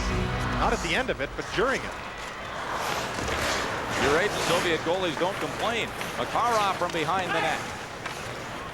At the point to Natras, one-timer deflected, just wide by Gilmore. Long lead pass for Kostichkin, failed to click. It was pretty good speed, and Suter got to the puck first. It's icing once again on Red Army. Take a look at this ice level shot of the shot from the blue line. Here it is. Watch Gilmore in front of the net. Natras wastes no time. Look at the puck flipping around. Gilmore gets his stick on it, that great hand-eye. The puck isn't on the ice. He's come out from the corner. He ends up turning 180 degrees and manages still to get a puck on it. Doug Gilmore, great talent. Of late, he's really started to play the way Doug Gilmore can play. The start of the season, he wasn't up to his form. He had a great training camp and kind of tailed off, and now he seems to have that fire back in his eyes. And he's making a difference for the Calgary Flames. 2.5 minutes left in the second period, 3-3 tie. Otto trying to feed it back. Kostichkin in a race with Suter once again. This time no icing. Puck didn't go far enough. Zubov at center. Vostrikov gave it to Chibarev, and an offside call on Red Army. Bruce, in all of these games, we obviously have to do a disclaimer. And as you know, I was over at the Friendship Tour last year in Russia. My Russian picked up a bit. It's a little bit rusty, but if you allow me just to clear my throat, we'll see how I do here. Go ahead, go ahead. Here you go. Эта программа записана только для показа в нашей аудитории. Любая репродукция, ретрансляция, платный показ, как в целом программы, так и ее части, разрешается только с письменного разрешения компании Molstar Communication. How about that for preparation, folks? Well, it's not a big deal, Bruce. I know my voice sounded a little bit different there, but in a different language, the tones change. He'll do the color in Russian in the third. Whoa. Stelnov came close. If you speak English, Bruce, I'll do it in Russian. It's a deal. Nemchinov to Gordyak. He gets hooked at the line by Neuendijk. Jim Kite for McClellan. Played back in by Meslenikov. Johansson to Samard. He tipped it inside the Red Army zone. Zubov with 1:12 to go in the second period. Sweeney. Bryakin put it on Biakin's stick at center. Into the Flame zone. A slap shot, and that's kicked away by Walmsley. Kite backhanding it out. And Prokopayev, the 19-year-old, sent a shot wide of the net. Now it's cleared by the Flames. 19 years old, Prokopayev. There's a number of guys on this team that are very, very young. In fact, some simple arithmetic, the average age on this team is 23 years old. Roberts was looking for Gilmore. Makara skating around to Gilmore, a shot. And Mikolovsky came across for a nice save. Natras, his shot went off Maranov's skate. And out comes Biakin. 23 seconds in the period. Biakin a shot, and Walmsley got a piece of that one. Gary Roberts clears the zone for the Flames. Maranov to Prokopayev. Here's a lead pass for Kovalenko. He couldn't reach it. Musil after him. Takes him into the boards. Kovalenko a wraparound. The net nearly came off as Walmsley covers up in the crease. And we're down to 3 seconds left in the period. Now here's a preview of our second intermission. And this will be kind of special. Some memories from Calgary Flames who have played in competition against the Soviets. There's a look at Lanny McDonald. We'll hear from him. And these guys getting some experience against Red Army tonight. I'm sure Roger Johansson has played more than his share of games against Soviet junior teams, national teams, and the like. He's playing in Sweden, one of the premier younger players over there. He's traveled all over the Soviet Union, and in fact, when we went over to Russia, he talked about his experiences there. A lot of the players that play in the Soviet Union don't have a lot of great things to say when they've been there a number of times. Beside Guy Chiron, a Flames assistant now. He won a gold medal for Canada's junior team. He'll be interested in that score tonight. Horn sounds to end the second period. The score after 2 is Red Army 3 and the Flames 3. We'll return with more NHL Super Series coverage in just a moment.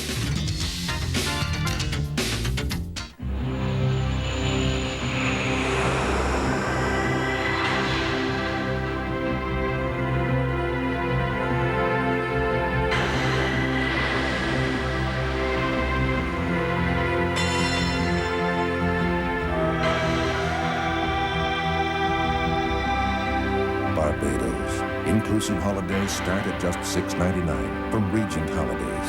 See an agent today. This is a warning from Burger King. If someone is fixing you something to eat, please close your eyes and cover your ears. Do not, I repeat, do not try to imagine the taste of a scrumptious flame-broiled all-beef patty on a fresh sesame seed bun garnished with crisp pickles, mustard, ketchup, not to mention luscious processed cheese melting over the edges. Don't even think about it. Hon, let's go to Burger King. Right now their hamburgers are 69 cents and their cheeseburgers are just 79 cents. We're gonna make you love us. Ooh, yes we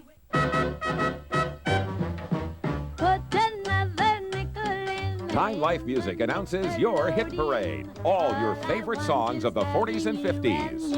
music. They try. Year by year, you'll hear the original hits by America's best-loved artists. Start with 1945. Just $14.95 for double-length cassette, $14.95 for compact disc. Gonna take a sentimental journey. Drinking rum and Coca-Cola. You belong to my heart. Then you'll have the opportunity to audition other great albums. The music of your memories, sounding fresher than ever in digital sound.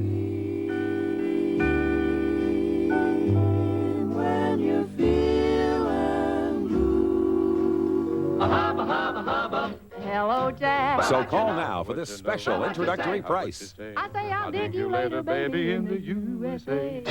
Here's how to order.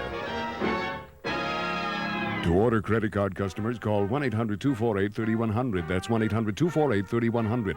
or send just $14.95 for one double-length cassette or one compact disc plus $4 shipping and handling to Your Hit Parade, P.O. Box 570, Station R, Toronto, Ontario, M4G 4E1. Red Army with the goal in the second period. The Flames and Red Army are tied at 3 after 2. The big game in Saskatoon tonight, the gold medal game at the World Junior Championships in Saskatoon. Canada down by 1 late in the third period against the Soviets when John Slaney gets the puck by the blue line, moves in and unloads. The puck goes in the net, and that ties the game at 2. 3-2 Canada now leading that game by 1 goal. Canada leading the Soviets 3-2 with about 4.5 minutes to go in that game in Saskatoon. We will keep you posted in that one. From friendship tours to Canada Cups, various members of the Calgary Flames organization have a rich tradition when it comes to playing the Soviet Union in hockey. International hockey has left a permanent impression on fans and players alike. Paul Henderson became a national hero in 1972, the first ever NHL Soviet series. Bobby Hull led the WHA All-Stars against the Soviets in 1974, while Darryl Sittler's overtime winner highlighted the 1976 Canada Cup. The Calgary Flames have in their fort players and management that have their own special remembrances. Coach Doug Risebrough was a Montreal Canadian on December 31st, 1975, when the Habs took on the mighty Red Army. Well, it was my first experience playing an international team, the Soviets, and they had had the big build-up of being basically the champion of theirs, and we were on a roll trying to become the champion of ours. So it was pretty good timing to see what the two teams could present, and I guess no more better fitting to end up 3-3. 1 week later, Terry Crisp and the Philadelphia Flyers sent the Red Army packing early. Now we look back on it, I think it was almost laughable when it happened, when they left the ice because Eddie Van Imp checked one of their players, knocked him down, etc. And the truth be known, Fred Shear at that given time had totally read the Russian system. They were totally discombobulated, didn't know what to do, left the ice to try and regroup, and that was the simple matter of the fact. The 1976 Canada Cup was special for Lanny McDonald. When you consider your life in hockey, the first thing we're all after is to win the Stanley Cup, but having a chance to represent your country is something equally as important and as special, especially when you win it all. And in '76, when we won it all, that mystique about the Russians was there. So while members of the Calgary Flames family have some great memories of international competition, the current edition of the Super Series has a different outlook. You know, years ago where they used to have just the Canadian team go over and play the Russians, you know, in '82 and things like that. And, you know, that's where the people got hyped up about. And these little mini tours that they come on, I think that it's a situation where the players are involved in the schedule, and they're excited about their own league and things like that. And then the Russians all of a sudden pop in. You know, I think the biggest changes with the Russians, you know, we're seeing quite a few more Czech players, but more and more Russian players, and there's a good amount of quality players in Russia, and I think as it goes along, you're going to see younger and younger Russian players playing the National Hockey League. Well, probably the biggest difference is that was a unique first-time experience for a lot of us, and now most of the players have had some international experience prior to coming to the NHL. There isn't the same build-up for the games. And though it may not be what it once was, future games must credit great games from the past. And our thanks to Jim Ralph. Once again, with about 3 minutes to go in Saskatoon, Canada leads the Soviets 3-2 at the World Junior Hockey Championship. It's here, Alf's Galaxy of Greatest Hits. Ebony and Ivory. All your Alien favorites.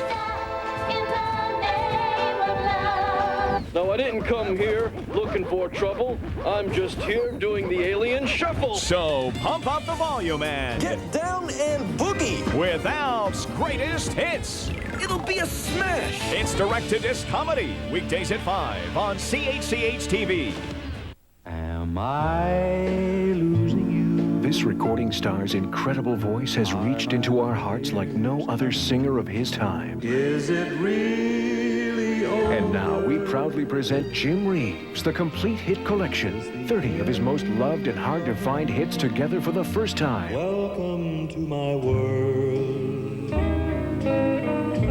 I hear the sound of distant drums. Yonder comes a Jim Reeves, 30 of his greatest hits, all mastered from the original RCA recordings. Put your sweet lips a little closer to the phone. 11 #1 hits, all 30 in the top 5. Well, this is it. Jim Reeves, the complete hit collection. Get yours on 2 cassettes, $19.95. Compact disc, $24.95. Four walls to hear me. Here's how to order. To save COD charges, use your credit card and call toll-free 1-800-927-4123 or send check or money order for $19.95 for 2 cassettes or $24.95 for 1 compact disc, plus $4 shipping and handling to Jim Reeves, P.O. Box 570, Station R, Toronto, Ontario, or call now 1-800-927-4123. This is a warning from Burger King. If someone is fixing you something to eat, please close your eyes and cover your ears. Do not, I repeat, do not try to imagine the taste of a scrumptious flame-broiled all-beef patty on a fresh sesame seed bun, garnished with crisp pickles, mustard, ketchup, not to mention luscious processed cheese melting over the edges. Don't even think about it. Hon, let's go to Burger King. Right now their hamburgers are 69 cents and their cheeseburgers are just 79 cents. We're gonna make you love us. Ooh, yes, we will. Effort was and is the buzzword when descriptions of John Tonelli are called upon. Always admired for his tenacity, he was never more tenacious than at the 1984 Canada Cup, when in a galaxy of stars, Tonelli shone brightest, leading Canada to their 2nd Canada Cup title with leadership and stewardship. Natural for Tonelli, who had just won 4 Stanley Cups with the Islanders.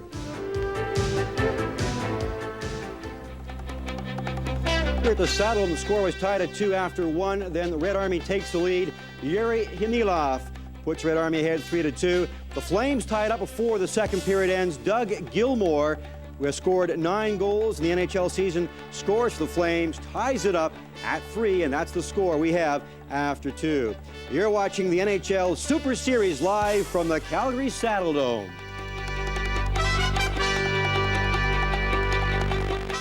You know, $10,000 used to buy a really good vehicle, but not anymore, right? Wrong. You see, together your Ford and Mercury dealers are offering this Ranger and Festiva, this Escort, even this Topaz and Tempo, complete with air and automatic, all for under $10,000 each. So stretch your dollar further at your Ford and Mercury dealers. But hurry, quantities are limited.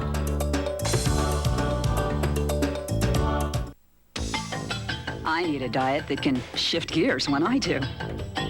Try the new Personal Choice program from Weight Watchers. It's our easiest program. Mixture that feel great. New Trident Mini Mints. A little mint that's big on breath. Mighty minty. Leaves your mouth kissing cool. Mighty small. Trident Mini Mints. For fresh breaths above all. For perfect prints every time, 1 Hour Photo works. Bring us your brand of color print film for fast, quality-controlled 1-hour service. Our Kodak Color Watch system gives you 4-inch supersized prints in just 1 hour. Now, for a limited time, you get your second set of prints for only 5 cents each at the time of developing. 1 Hour Photo works in Dixie Value Mall, QEW and Dixie Road, Mississauga, and the Hamilton Eaton Center next to Jackson Square. 1 Hour Photo works, your pictures are back in a flash. Central Red Army will play its 5th game on their 7-game Super Series tour this Sunday afternoon in Edmonton. Red Army and the Oilers, you can watch it. Check your local TV listings for the time in your area. And a big part of the Super Series has been the shootout. It takes place in our second intermission. Here are the rules, and it's one of the more exciting things you'll ever see in hockey. 5 shooters from each team. 5 from the Flames, 5 from Red Army, and they'll try and score a goal. The most goals after 10 shots wins. It's as simple as that. If there's a tie, there will be a sudden death overtime. You won't want to miss it. The shootout is coming up next. You're watching the NHL Super Series live from Calgary. It's the end of the day, and the real work of driving home is just beginning. But not in a Toyota Camry. The Camry not only has an exceptionally comfortable ride and available V6 power, there's also the comforting knowledge of Camry's renowned reliability. No wonder more car owners said they'd prefer to buy a Camry next. So look at the others, but at the end of the day, you'll take comfort. You've got a Camry. The promise. Say cheese. Say Fuji. Say cheese. Say Fuji. Say cheese. Say Fuji. Fuji. Fuji. Fuji. You can stop the action to take a picture, or take the picture and stop the action with Fuji Color Super HD, the world's most advanced color film. Fuji. Fuji. Fuji. Grab the excitement. Grab the excitement. In Canada, when someone moves into a place of their own, a traditional gathering is held. It's called the housewarming.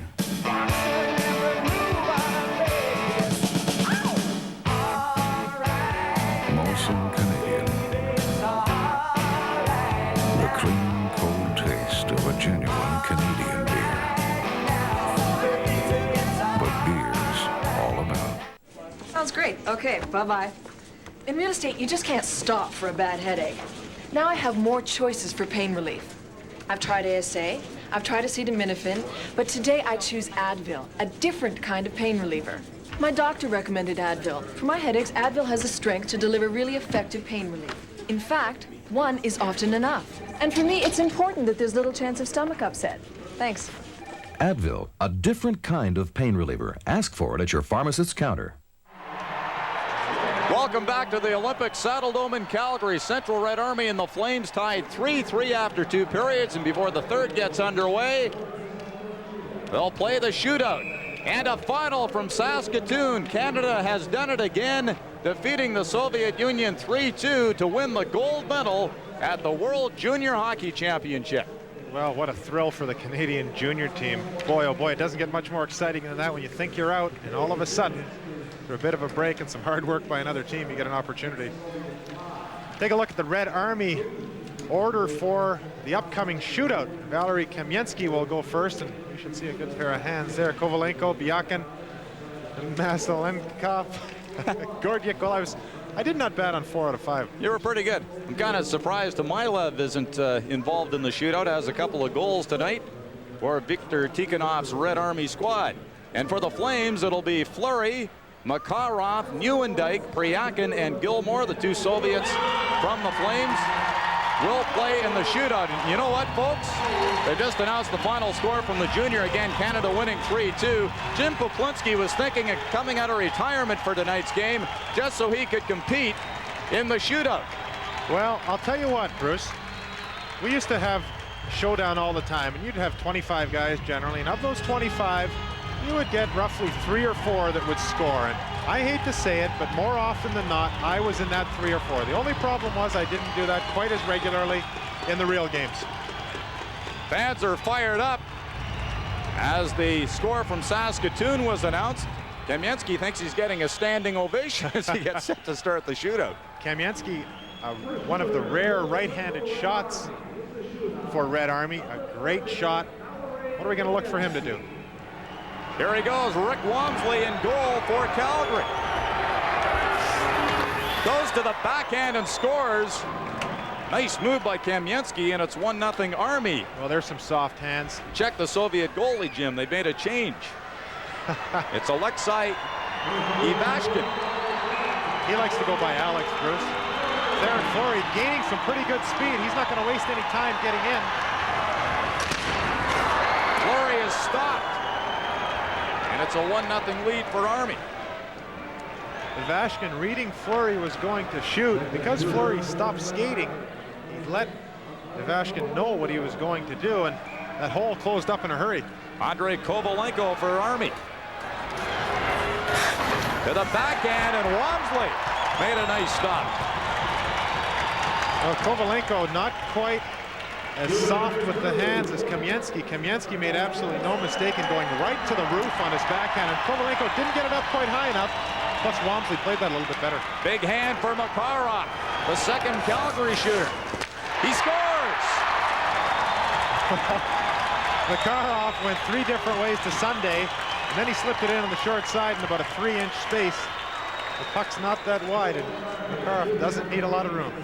Tied 1-1 in the shootout. Biakin for Red Army against Rick Walmsley. He scores, and it's 2-1 Army. Well, a great job by Biakin. Kept his feet moving and shot the puck on the fly. An accurate shot. Went 5-hole, a little bit of space, and Walmsley didn't have time to close his pads together. Here's a guy who should know what he's doing. 2-time 50-goal scorer, Joe Nieuwendyk. Backhand to forehand, and a nice goal by Nieuwendyk. You know, I hate to say it, Bruce, but I had backhand written down for Nieuwendyk. I wanted to predict that, and he goes by the bench getting the low 5, having a bit of fun. Igor Maslenikov has a goal tonight for Red Army. He'll try and get another one in the shootout. Tied 2-2. It's been an entertaining shootout. Boy, it sure has. We've seen some great moves. Number 9 for Red Army.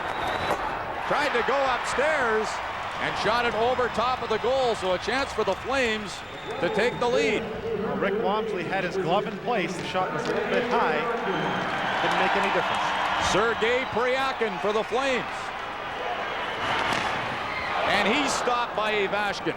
So we'll go to the last 2 shooters, tied at 2. Flames without their leading scorer tonight, Al McInnes, who's being rested. Victor Gordiak will try and put Red Army in front. Kicked away by Walmsley. Boy, Rick Walmsley doing a great job there, moving backwards. And Gordiak fires that puck real quick. He still manages to get that leg out. Doug Gilmour can win it. He is asking the guys thumbs up or thumbs down, and a big smile on his face. Now the Flames are standing. Gilmour scores! And the Flames win the shootout. You know, that's a pretty goal when a guy can make it look that easy, and Gilmour going for a lower 5 than Nieuwendyk took. Gilmour doesn't have a great shot, but take a look at this goal, how smooth he is. The puck is positioned perfectly. His feet continue to move. He gives absolutely no chance, just perfectly positioned. And Ivashkin doesn't have time to move. Watch Gilmour. Takes a look at the puck, has his head up most of the way in, checks it now and again. A good straight stick, and absolutely no mistake. Doug Gilmour showing you those soft hands without a real hard shot, well positioned, a great goal. Well, we saw Hemik and Dynamo in the first 2 shootouts in our telecast, but tonight the NHL's turn. The Calgary Flames winning 3-2. Well, like we were talking about earlier, Bruce, a little bit of the personality comes out. It's not often you see Guy Chiron and Doug Risebrough smiling behind a bench, players having a bit of fun. Makes the game that much more entertaining. Third period underway, a 3-3 tie. And we should be in for a good period. Gilmour for Makarov, but an offside call would have been a 3-on-1 for the Flames. Well, Sergei Makarov has a smile on his face as well, and it was kind of interesting. Take a look at these totals. Unbelievable skill when you go through all the records. This guy is an idol over in Moscow and throughout Russia. It was interesting when the players were introduced, the Red Army along the blue line. It seems that about half a dozen of those guys, just by instinct, rattled their sticks on the ice when Sergei Makarov was introduced. They didn't do it for anybody else, but for Makarov, it was just instinct, and they gave him a bit of applause themselves. Chibarev now centering Kamensky and Biakin to start the third period for Red Army. Gilmour to Makarov. Failed to make a move around Chibarev. Biakin to Chibarev. Kamensky coming in late. Didn't get the puck to him. Rick Mattress. Makarov. And a poke it ahead to Nieuwendyk. Tim Sweeney for Calgary. A 2-on-2. Drops it to Nieuwendyk. He turns at the line. Across to Suter. Backhand. Went to the corner. Zubov for Red Army. Got away from Priakin in front to Chibarev. Now to Kamensky. He's with Kovalenko. Shot by Kamensky over top of the goal. Joe Nieuwendyk. For Sweeney. Bryakin on the left wing, a slap shot, and he fired it wide. Jim Kite has 2 assists tonight for the Flames. Here's Maslenikov with Kovalenko 2-on-1. Kovalenko to Maslenikov, and he scores! Well, pinpoint passing. Maslenikov gets his 2nd goal of the game. The defenseman has a choice to make, either take the shooter or stop the pass, and in this case, Gary Suter plays a little bit in the middle and tries to do both, but perfect passing. Take a look at that. All Maslenikov has to do is get his stick on the ice. Just a perfect play. Pretty difficult to defend against that one, whether you're the defenseman or the goaltender. Maslenikov's 2nd goal of the night. 4-3 Red Army. Maslenikov again. Looking for Davidoff. Kravchuk into the Flame zone. Natras across to Johansson. Brian McClellan to Rick Natras. He slides it in, and play is called on the offside. Red Army in front by a goal.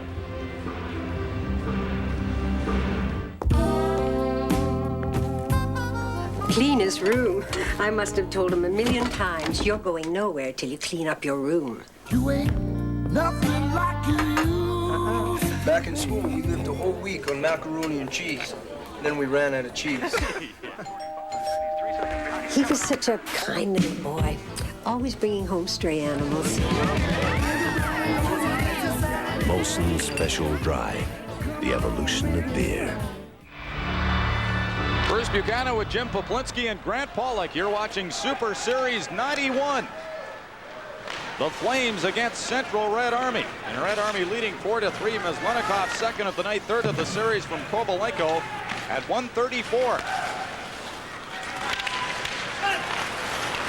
Brezhganov to Milev, and the puck went out of play. Gorgic wearing number 24. He's a fair-sized guy, one of the bigger guys on the Soviet team, and a new addition to the Red Army.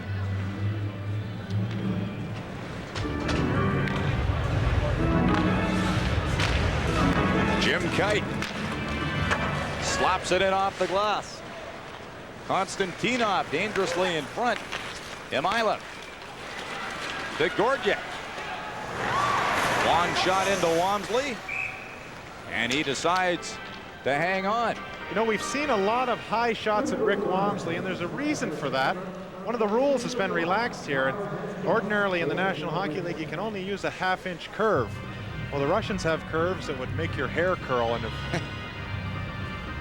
we could pull one up, you would see that they're far in excess of what's allowed in the National Hockey League, particularly when you put them against a nice straight stick. And here's what we're talking about. The one on the far right of your screen is Doug Gilmour. The one in the middle is the maximum half-inch in the National Hockey League, and the one on the far left is Bobby the Russian Hull's curve.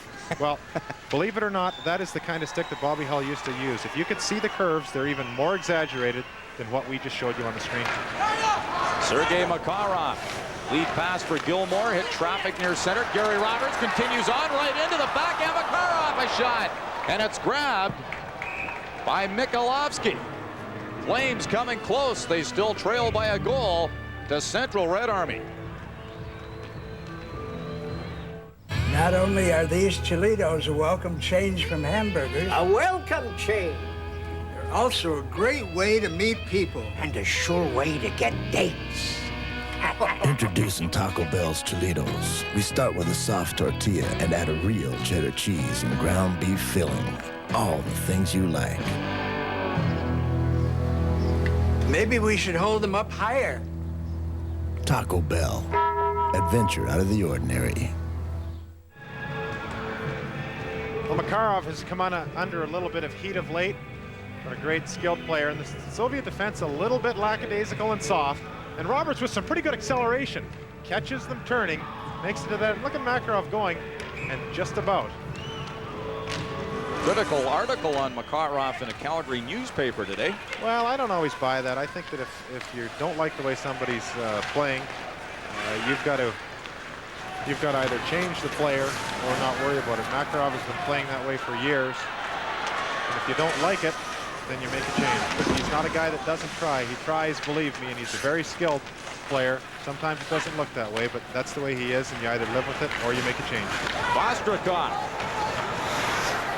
fell down against Frank Musil. He's had a strong game on defense for the Flames.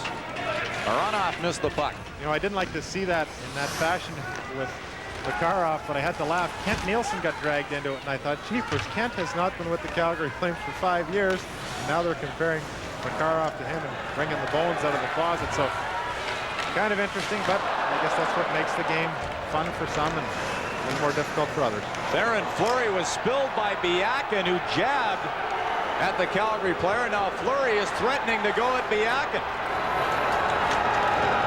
who wisely thought about, well, he thought about heading off, stays out there. Fleury went to the bench. Natras to Mateau in the corner. Behind the Red Army net. Gives the puck to Fleury. Chibarev checked him and the puck bounced out. I still don't understand, Bruce, how Theron Fleury found himself in the middle of that brawl in the 1987 World Junior Championships. A meek, mild guy like Fleury who never irritates anybody. Plays just like you did. He's only a foot shorter, though. Boy, oh boy, there is a guy that plays with absolutely no fear. Gary Suter a shot. Tried to go high. Mikolovsky reached up for it. Tight. Failed to click with Suter. Zubov got to the puck.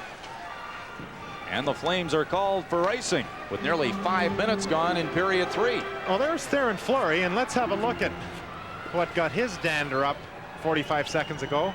You make the decision. Fleury has the puck, and pretty good check by Biakin. Comes in, Fleury gets the elbow up, and now he's a little frustrated. He's going to, he gets a bit of a whack with the stick. It didn't look that much, and watch Fleury, 5'6", threaten Biakin, and Biakin now is thinking about going to the bench, and Theron Fleury turns around and Biakin finishes his shift, though. Some theatrics out on the ice. Wished each other Happy New Year. But not quite in that language. Zubov or Davidoff has Lenikoff with 2 goals. He and Khmyelov have 2 goals each as Red Army leads at 4-3. Johansson and Kovalenko. Davidoff in the corner. At the point to Zubov. Takes a shot through traffic. Went to Walmsley. Made a pretty good save. Totally screened. Sweeney to Priakin. He pokes it past Zubov. Zubov missed Kovalenko. Now Priakin from the corner. To the side of the goal. Mikolovsky covers up with Joe Nieuwendyk standing right there.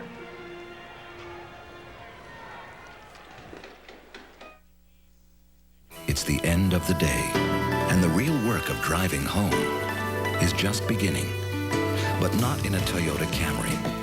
The Camry not only has an exceptionally comfortable ride and available V6 power, there's also the comforting knowledge of Camry's renowned reliability. No wonder more car owners said they'd prefer to buy a Camry next. So look at the others, but at the end of the day, you'll take comfort. You've got a Camry. The promise. Well, you might want to decide if you want to ever sit behind the Soviet bench. I've counted 8 different players that aren't wearing shoulder pads down in front of us. In fact, I had a couple of friends come up that were behind the bench, and they decided to move because there were so many coaches they couldn't see the game. I think Harry Neal said it best. You can't come to the bench and hide when you make a mistake. Holy on a Soviet hockey club. Got pretty good coach-to-player ratios. One for each player on the club almost. Boy, oh boy, that's probably why they dress a few more. The players want more players on the bench because there's so many guys out of uniform behind them. Natras watched by Gordiuk. Musil ahead for Otto. He was taken to the boards by Nemchinov. Natras off the glass, and Ron Hogarth got the puck on the backside for the second time in the hockey game. Another stoppage in play. Well, how mean is Tikhonov and how tough is he? Now there was one defenseman, Kravchuk, was criticized openly by Tikhonov in the '87 Canada Cup. If you'll remember when Gretzky, Lemieux, and Larry Murphy had a 3-on-1, and Lemieux ended up scoring, Tikhonov criticized Kravchuk for not playing the 3-on-1 properly. I don't know what you do with those guys. You might throw a stick or a glove or something, but short of that, I think they're going to score most of the time. Not a defenseman in the world to stop those guys coming down on you. Konstantinov. Around the board, Suter a shot from the point. Suter again for Jim Kite. Backhands it, came off the corner boards right in front. And it's knocked ahead to Vostrikov. Looking for Kostichin. Doug Gilmour back for Calgary. To Gary Suter. Just past the 7-minute mark, third period. It's 4-3 Red Army. Go-ahead goal in the third by Meslenikov. Gary Suter at his own line. Pass went off Prokopyev's stick. Konstantinov for Biakin. And he was pushed aside by Suter. Jim Kite to Makarov. Rink-wide pass to Gary Roberts. Roberts will be upset. He wanted to be in on that shootout. Well, I guarantee you Gary Roberts would just love to do that. He thrives on that kind of attention, and I'll tell you something else. He's pretty good one-on-one with a goaltender. Chibarev to Kamensky around the defense, goes in, a shot saved by Wamsley, and he throws the puck to Johansson. Good look at the skills of Kamensky right there. Mark Hunter lost control of the puck. Zubov to the corner. Hit Hunter trying to backhand it out. Matteau behind the net. Kicks it to Fleury. Biakin and Fleury came together again, and then Johansson gave Biakin an elbow. And it's getting a little chippy. Another stoppage in play with 11:44 left in period 3. Sunday night at 9, the race is on. You're all talking about the 4-minute mile, how it's not going to be broken. Well, it is going to be broken.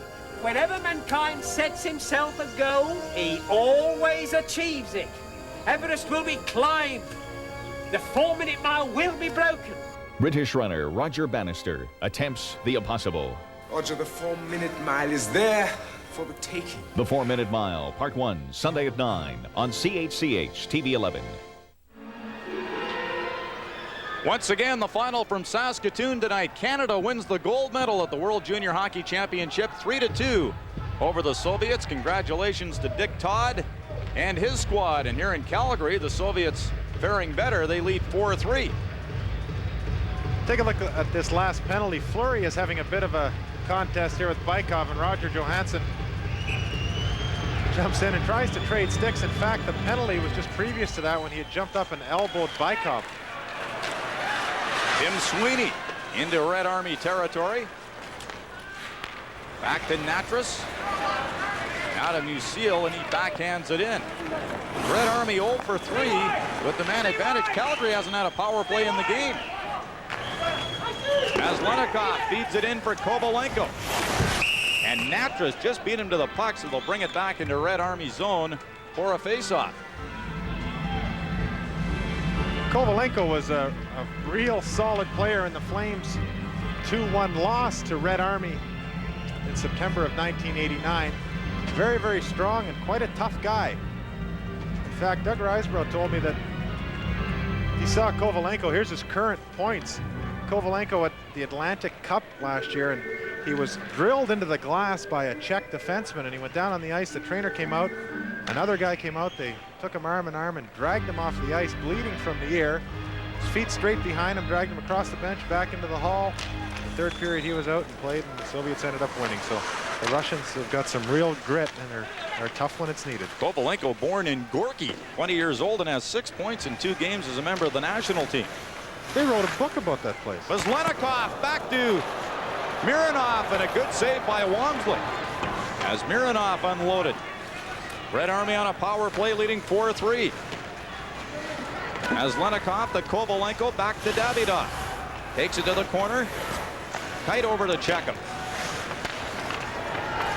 Davidov to Mironov, nearly came out. Meslenikov was flattened in the slot. Kovalenko ducks away from a Jim Kite check. And that was a clever maneuver. Kite going in full bore, and Kovalenko got down and out of the way under that 6'5" frame of Jim Kite.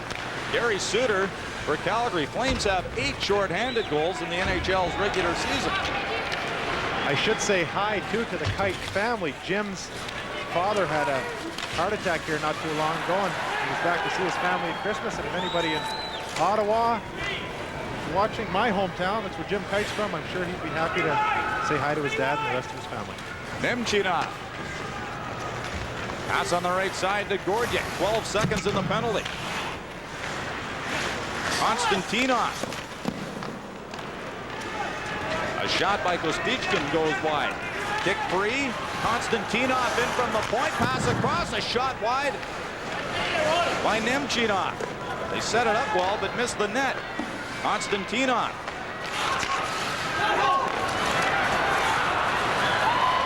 Rezganov fanned on a shot, and the Flames are back at full strength. Red Army 0 for 4 with the man advantage, and that's unusual. Soviets usually possess a pretty good power play. Fleury's pass hit a skate. Gary Suter turns and dumps it in just past the midway mark in the third period. 4-3 Red Army. Samar from the corner, centered it for Otto. Comes to the point to Suter. Stands on his pass. Otto in the slot. McClellan a shot. That hit Vostrikov's stick, and the puck hopped into the seats. Exactly 9 minutes remaining. Many Canadians live in isolated areas. They visit the city to take in the culture, the fine restaurants, the symphony, the theater, and genuine Canadian beer. Molson Canadian, what beer's all about.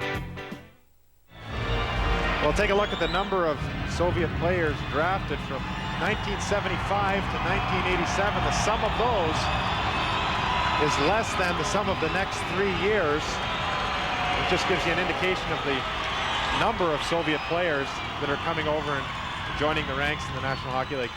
Crowd of around 10,000 cheering on the Flames, who trail by a goal. Prokopiev, long shot into Walmsley. You know, it's kind of nice. This crowd, Bruce, is not the typical season ticket holder base, and it gives them a chance to come and see a Flames game that they otherwise don't get to see. Otto, a shot that was kicked away by Mikolovsky. Right at his own line. Sorry, Bruce. The crowd as well tends to be much more boisterous because they don't have the luxury of seeing as many games, and it's fun from a player's point of view for Doug Risebrough and the rest of the Calgary Flames to have a bunch of people around that don't normally get to a hockey game. Doug Risebrough and Paul Baxter. Paul Baxter was up right beside us for the first couple of periods, sending down instructions to Guy Chiron, and now Guy Chiron is on this side of Doug Risebrough. All 3 coaches, a rare display of unity on the bench. Generally, they just have one assistant on the bench and the other up in the sky, giving instructions and observations on the game at hand. Doug Risebrough's Flames will host the Red Wings tomorrow night. The Red Wings in Edmonton tonight, and that's where Red Army's off to. We'll have that game Sunday afternoon at 2 o'clock Edmonton time. Here it's 4-3 Red Army. This is one of 570 million refund locations for American Express traveler's checks. Now, anywhere you can find a phone, you can get a refund. Hand delivered anywhere you want, virtually anywhere in the world. But remember, the service comes from American Express traveler's checks. So if your bank doesn't carry them, go to one that does. Don't leave home without them.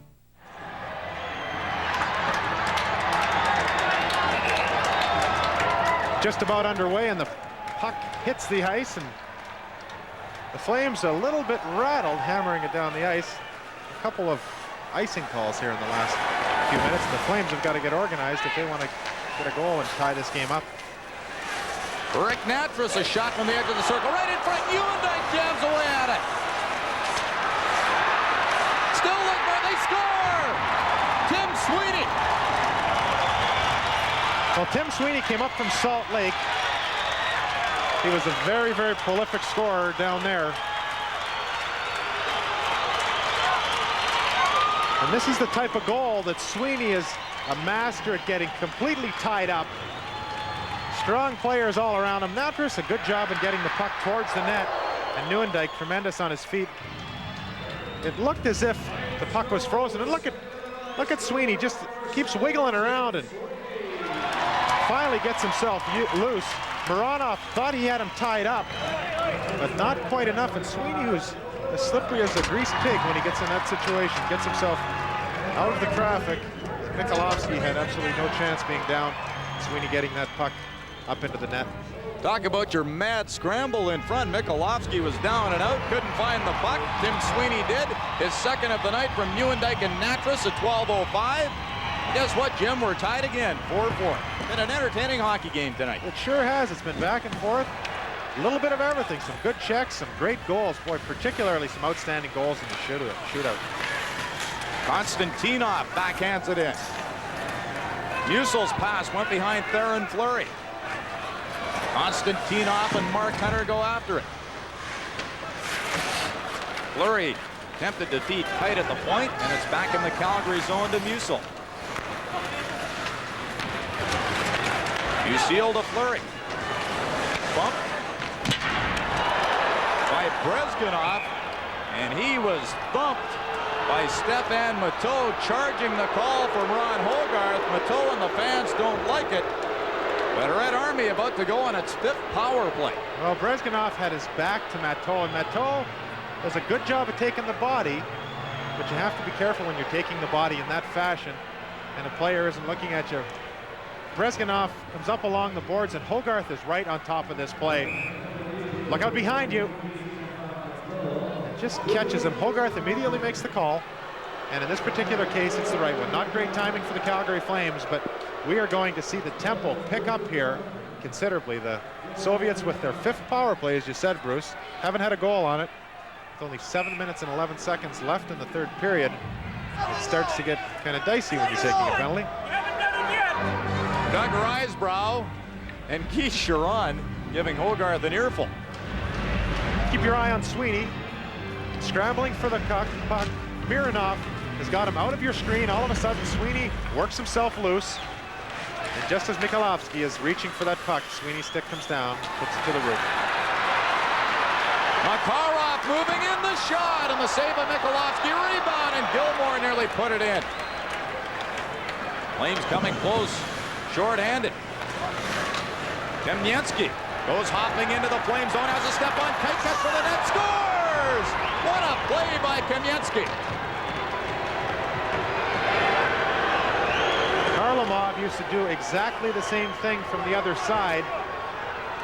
Kamensky, watch on this replay how he throws his right leg out to fend off the Flames attacker. Take a look at the pass through the neutral zone. Kamensky is already at full bore, and watch him get this right leg out. Kite, who's a big, strong man, there's the right leg. And not only does he get it out, but he manages to protect the puck and pull it in. Just an outstanding goal by Valery Kamensky. 13-16 power play goal, 5-4 Red Army. Well, that's not an easy goal to score. He's going full speed. He's got a defenseman that weighs over 200 pounds on his back and a goalie trying to poke check him, and he still manages to corral the puck and put it in clean. A great goal by Kamensky. What a burst of speed. You bet. Back in the Flame zone. 1 for 5 Red Army on the power play. Get the go-ahead goal from Kamensky. Not a typical power play goal. Kamensky picked it up just on the other side of the red line and ended up turning it into a one-on-one. Gary Suter, pass intercepted by Kamensky, who's back on the ice for Red Army. Konstantinov. Red Army going the wrong direction. Now they ice the puck. Natras touches him. Kind of interesting there, Bruce. Konstantinov looked at his teammate Brezhganov after that puck was iced with a little bit of distaste in the look. There's Kamensky. If there's one knock against him, the word is that he's got a pretty big ego, but when you're scoring goals like that, you can afford to have that eagle. Take a look at the speed, catches the puck. Kite is moving on him. He's got another Flame defender coming in right there. Kamensky outdoes Kite and Musil. Boy, what a great goal. There's been a lot of Soviet helmets that have been popping off here tonight for some reason. Musil shot from the point and the save by Mikolovsky. Kamensky got a similar goal against the Canucks in last year's Super Series. Chibarev, slap shot, and Wamsley the save. Kamensky from the boards, golfed it to Wamsley. He gives it to Rick Natras. 5:20 left, third period. Kamensky watching Natras, long lead pass to Nieuwendyk, to Priakin. Into Red Army zone, flurry for Nieuwendyk, swept away by Brezganov. Priakin at the point to Musil. Nieuwendyk. Chibarev for Red Army to Kamensky. Priakin on the right wing. Kamensky around Rick Natras. Here he goes again. Right in front. Kamensky was knocked into the goal. And the puck. The net may be injured. Oh boy. That always impresses me when you get a player behind the goal line or close to the goal line with the puck, and he decides to go for the net. Watch Kamensky. He's not in a scoring position, but he says, hey, I'm going to give her something. Natras is coming in. He knows he's going to get hit, but he still makes that effort. And that is something that takes some bravery and some pretty good pads as well. But Kamensky not shaken up at all. Back to the bench. Take a look at the out-of-town scores. Edmonton has been put ahead by Esa Tikkanen in the third period. Detroit will come down here for a back-to-back game tomorrow night. Wouldn't know Kamensky's bothered by a sore shoulder watching him play in this third period.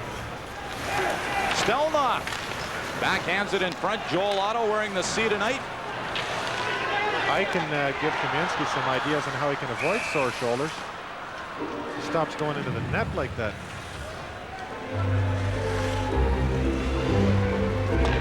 Flames offside. They'll bring it outside the line for a faceoff. Viktor Tikhonov has been in this situation, I'm sure, more times than we have ever seen, up by a goal with under 5 minutes to go in a third period. He still hasn't, since the Red Army has come over, still has not been on the ice with the team in practice. And there is some question as to whether he's looking for a free pair of skates before he does hit the ice. Kind of glared at us this morning when we were trying to get the lineup behind the Soviet bench as he watched practice. Well, Grant Pollock, knowing the Soviets very, very well, called out Vic, and I don't think he's been called Vic a whole heck of a lot. Grant insists that they're old-time friends, and he waved. He waved, and Vic didn't give us the lineup right away.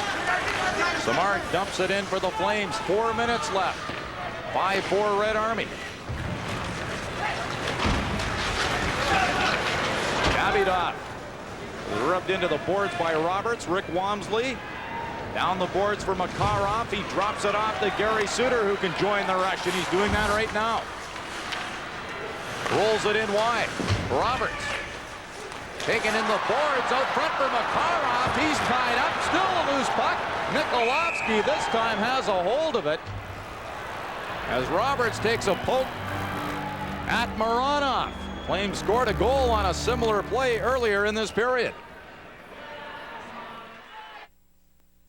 The experts on quality service. Service? It means earning trust from my customers. Realizing the time is important. Getting the car back when we promised. Really listening to what the customer wants. We go on training courses all the time to keep up to date.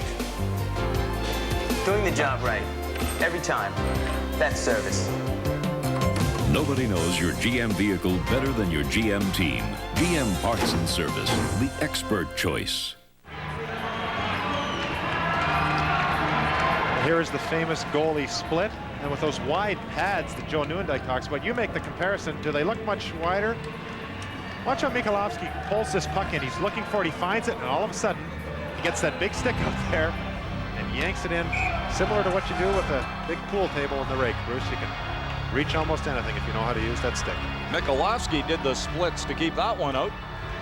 35-32 shots for Calgary, but they trail 5-4.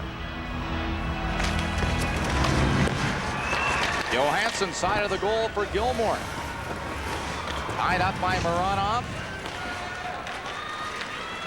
Up the boards. And the puck's at the Calgary line. Johansson put it on Nemchinov's stick. He overskated the puck at the line, and that caused a Red Army offside. Well, just over 11,000. We haven't got a real accurate count. Our producer has got 3 more sections to do before we know exactly how many people are here. Mark Askin's up there walking around and counting everybody, but a pretty good turnout when you consider that this wasn't in the season ticket package. All walk-in, and although there were a couple of promotions, over 11,000, and I would think Calgary Flames, the National Hockey League, and the National Hockey League Players Association have to be happy with what's been contributed here in the city of Calgary. Wave here in Calgary, looking for the tying goal again. Gary Suter fanned on a shot and was thrown to the ice by Mironov. Mironov has played a physical game tonight. He's completed every check. You just saw him throw Gary Suter to the ice, and big strong guy plays a very defensive game and does a good job at it. Apparently ticket sales rather slow in Edmonton, where Red Army will be on Sunday afternoon, and judging by tonight's performance, maybe they'll pick up in a hurry. Been a good hockey game. Just saw Sergei Nemchinov. He's brought to the national teams at times by Tikhonov. He uses him as a real defensive center. It's interesting, in the last 5 minutes, you start to see number 8 out on the ice. Face off to the right of Mikolovsky. 2:53 left, third period. Nieuwendyk, Hunter, Mateau, Suter, and Fleury. Fleury a slap shot. Mikolovsky was screened, but the shot drifted wide. Fleury across to Suter. 4 forwards on the ice for Doug Risebrough's Flames. Solid check on Brezgunov. Natras for Mateau. Side of the net, Nieuwendyk in front, comes back to Natras, the shot. That goes wide. Puck on the side of the net. And Mikolovsky taking no chances as the Flames coming on in the late stages of the third, looking for the equalizer. Well, Calgary's done a good job of going to the net tonight, and they do it again here. The only problem was the puck did not come loose. Mikolovsky was quite clever in making sure to cover it up. Take a look at the Flames converging after Rick Natras just misses the net, and all of a sudden 3 forwards are on their way to the net. And Mikolovsky knows there's a lot of white jerseys. He decides to freeze the puck, and he does something kind of neat. He keeps his left leg behind the line. If the goalie gets behind and freezes the net with all of his equipment behind the line, the referee at times has the option of calling the penalty. Mikolovsky didn't want Ron Hogarth to be thinking of that with only 2.5 minutes left in this game. Gilmore wins the draw to Musil into the middle. A shot deflected. Good save by Mikolovsky as Roberts tipped it. And the first penalty or power play of the hockey game is coming up for the Calgary Flames as Roberts was dropped in the slot after tipping the shot. So we're in for a great finish. Well, Igor Stelnov grabs Roberts, and Gary Roberts makes the penalty happen here. He struggles a bit, and then he decides to go down. And although Stelnov was holding him, Roberts, knowing Hogarth is there and knowing that there hasn't been a penalty called, puts Hogarth at the mercy of 11,000 people. If he doesn't call that penalty, it may be borderline, but Roberts does a good job in drawing it, and now the Calgary Flames not only have a penalty, but they've got that crucial face-off in Red Army zone. Watch Roberts tip that puck. Mikolovsky playing the classic European goaltender style. These guys tend to go down and spread out a little bit more because the puck movement is so good with the Soviets and in Europe that you've got to get down and spread out. As I mentioned, the first power play for the Flames. The only other penalties in the hockey game, Vostrikov in the second period, a double minor for spearing. But the Flames did not get a power play on that occasion. Here they come, Fleury, Gilmore, Suter, Makarov, and Nieuwendyk. Flames without the big shot of Al McInnes tonight. He's an all-star along with Mike Vernon, who's the backup goalie to Rick Walmsley. Puck underneath. Suter in the corner, and they'll face off to the right of Mikolovsky. Gary Suter generally is teamed up on that power play point with Al McInnes. Looks like he's got a bit of a limp getting up. I'm sure that he'll hang in for the rest of this power play. And where is Al McInnes? Well, he's got a bit of a sore groin, and because the Flames play tomorrow night against the Detroit Red Wings, I'm sure they want to take this opportunity to give him a bit of a rest. The Flames are quite good at dressing all of their players in any competition, whether it's an exhibition game or so. If you take a look at this, Bruce, now you might want to expand on this. Al McGinnis has just tied Kent Nielsen. If I had known that I was that close. Makarov pokes at it. Flames came close. Fleury to Suter. More on Poplinski's scoring touch in a moment. Suter in front. Nieuwendyk failed to tip it, but it went to the net. Makarov gave it away to Biakin. He comes out with Kaminsky. Long shot by Kaminsky, who was leveled by Suter after taking the long drive, and he lost his helmet. Makarov stops along the boards. Fleury behind the goal for Mark Hunter. Flames on a power play. Hunter to Fleury at the right point to Gary Suter. Makarov in front. Pass went behind Mark Hunter. Gilmore to Makarov. Gilmore a shot. Walmsley thinking about going to the bench. Shot just wide by Makarov. Gilmore to Gary Suter. The shot. That hit man in front. Fleury goes for the top corner. Put it over top of the net. Makarov drags Kovalenko down. Kaminsky in to help out. Great pressure by Calgary. And there's only 39 seconds left and 21 in the penalty. Well, some outstanding pressure, Bruce, as you said. A couple of great saves by Mikulovsky. Fleury got a shot away very, very quickly, and I was almost certain that Mikulovsky got his glove up. Take a look at the deflection. All of a sudden, it comes right to Fleury. Fleury gets the puck away real quick. Look at his glove. Boom, it's right up. That puck is labeled, and Mikulovsky down on his knees with his pads spread out to stop anything on the ice. Gets that glove up in a heartbeat. 42 shots by Calgary, and they've called a timeout. Paul Baxter discussing strategy. The net is empty. They'll have a two-man advantage for 21 seconds. Now, it's just as crucial for each one of the Flames to remember what to do if they lose or if they win. But here's the way Valerie Kaminsky's been treated tonight, and Gary Suter with a great body check, and the lid just flies off. We've seen a lot of helmets fall off tonight. We're going to have to get the snaps fixed on those. You know what they say? They say in these exhibition games that quite often they're not physical. That has not been the case tonight. There's been some big hits by both clubs. You bet. It's, as we've said, been an entertaining game from a lot of different aspects. Oh, it's too bad we didn't finish this up now. I didn't really want to expand on it. Maybe you go Jim ahead, does. I mean, if I had known that I was only, what the heck is 140 points? If we had known it's my mistake. I had thought actually that the totals were running down. I thought I was at the top of that, but unfortunately, I'm just a little bit off, Bruce. Al McInnes, just one more point. He'll be the Flames' all-time leader, and I guess that explains his $1 million contract. Well, he's been outstanding this year. Without question, he's been the premier Flame. Roberts, Nieuwendyk, Otto, Gilmore, Suter, and Fleury. 5 Flames up for the draw. Fleury, the only man back, and they win it. Gilmore's done a good job across to Nieuwendyk. The shot, that deflects off Konstantinov. Lost his stick, tried to club it out. Gilmore was there. Nieuwendyk shovels it in front. Gilmore a backhand save. And it's cleared by Kovalenko. Net is empty, just 18 seconds left. Red Army back to full strength. Flames still with a man advantage. Net empty. Now they're trying to get it into Red Army zone. Suter a shot. That rolls wide of the net. Konstantinov. Roberts had a big collision with Kovalenko. Shot down the ice, and it's in. Well, that is one of the best empty net goals that I've ever seen. A long flip finds its way into the net, and this man right here should not be going over to congratulate somebody. Somebody should be coming to congratulate him, because he made a couple of stops that were absolutely outstanding just before Red Army went ahead by 2.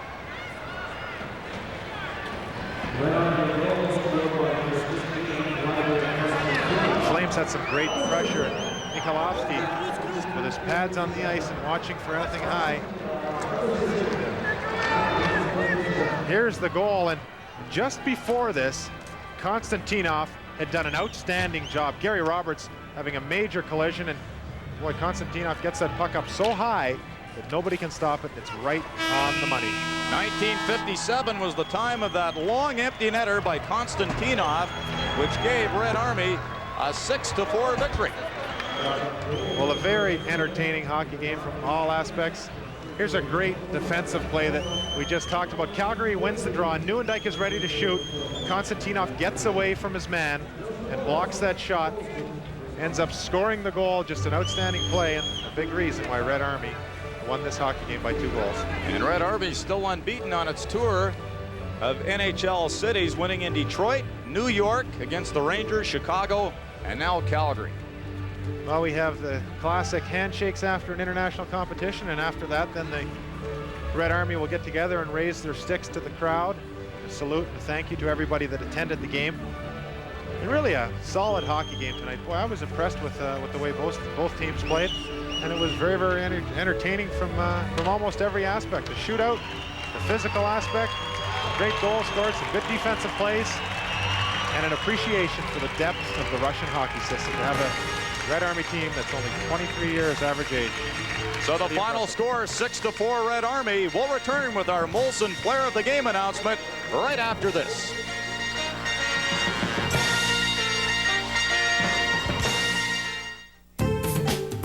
Like my new car? It's a Mazda 323 hatchback. It's my independence. Now I go where I want, when I want. My 323 gives me lots of room for my shopping, my friends, and me. And we all ride in quiet, smooth comfort, protected by one of the best full-line warranties in the business. In a Mazda, peace of mind is standard.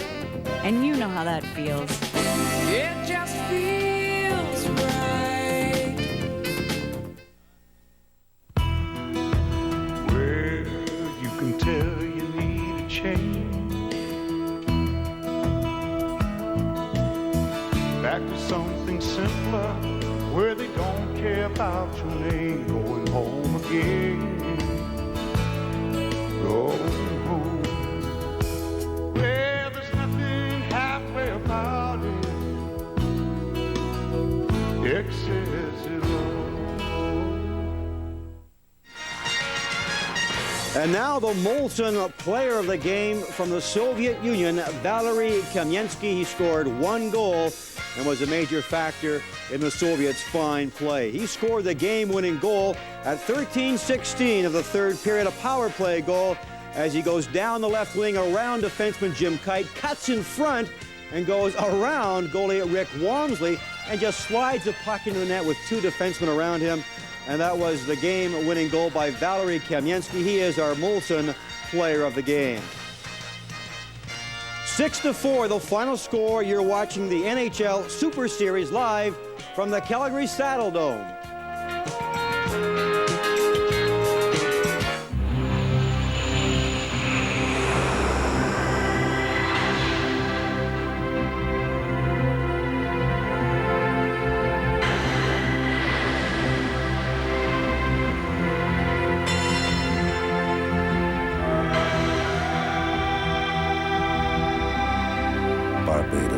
Inclusive holidays start at just $6.99 from Regent Holidays. See an agent today.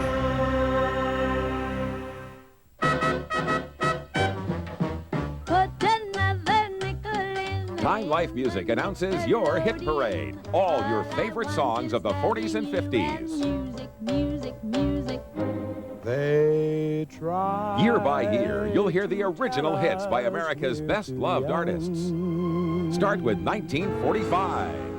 Just $14.95 for double-length cassette, $14.95 for compact disc. Gonna take a sentimental journey.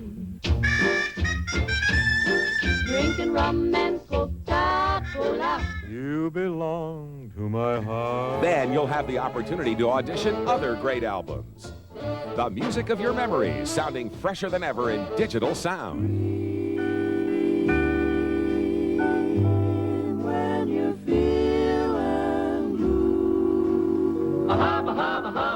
Hello, Jack. So call now for this special introductory price. I say I'll dig you later, baby, in the USA.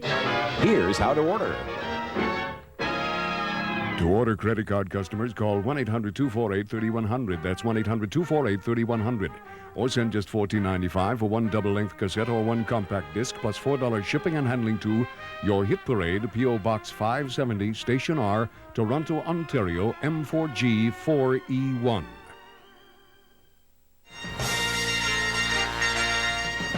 At the Saddledome in Calgary tonight, the Flames go down to defeat the Central Red Army 6-4, the final score. Red Army 4 wins, no losses in the first 7 games of the Super Series tour for them. The big game in Saskatoon this evening, Canada over the Soviet, a goal by John Slaney in the third.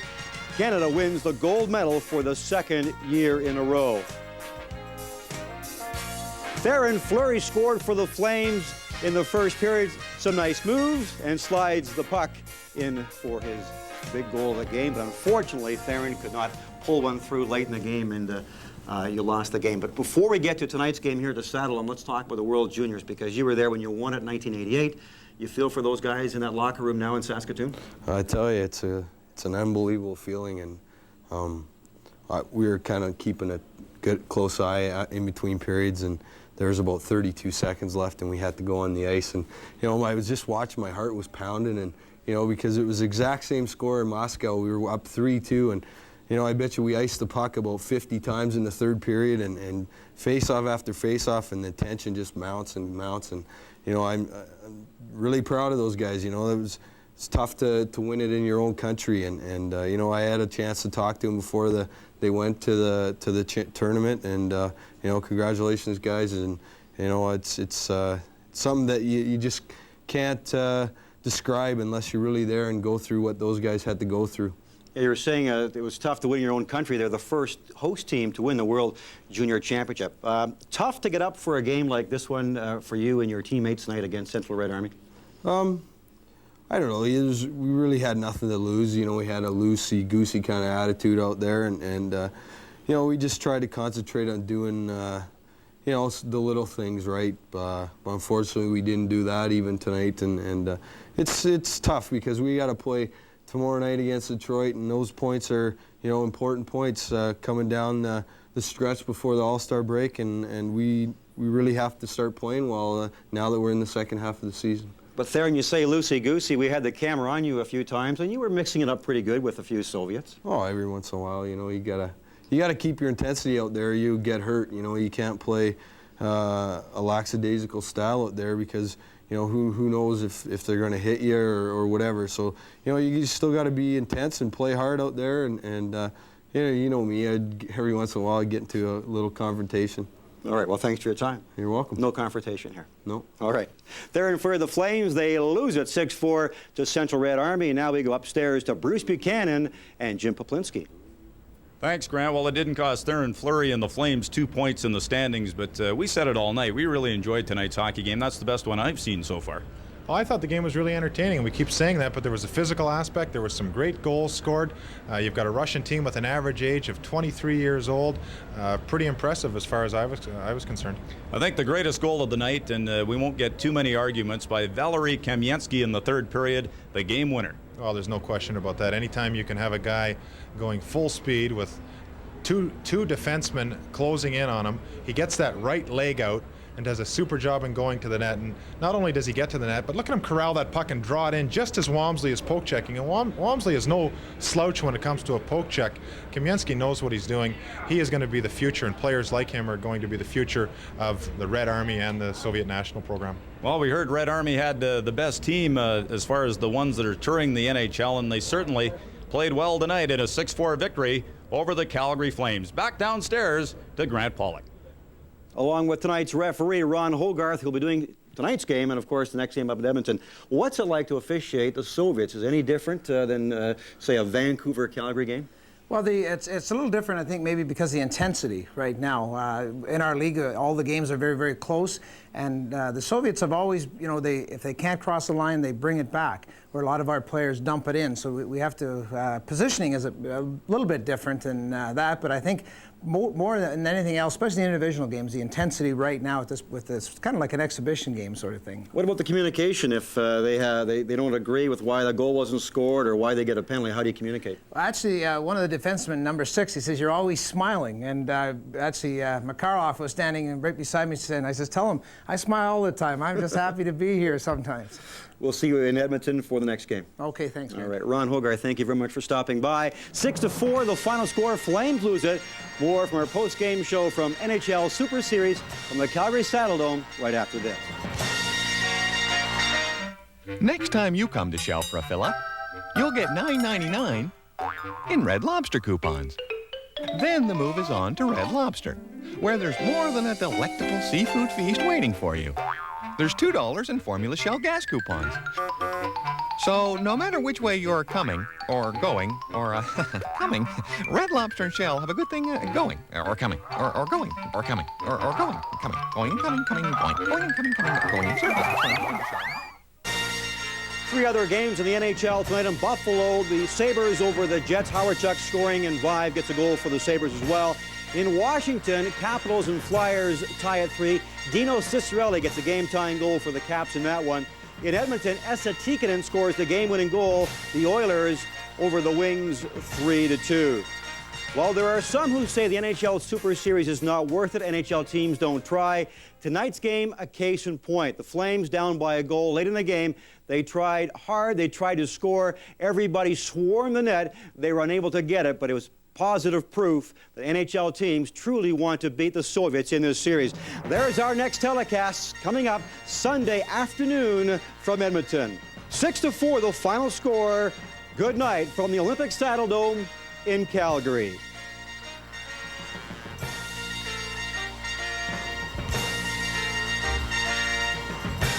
Molson Canadian has been proud to present the NHL Super Series.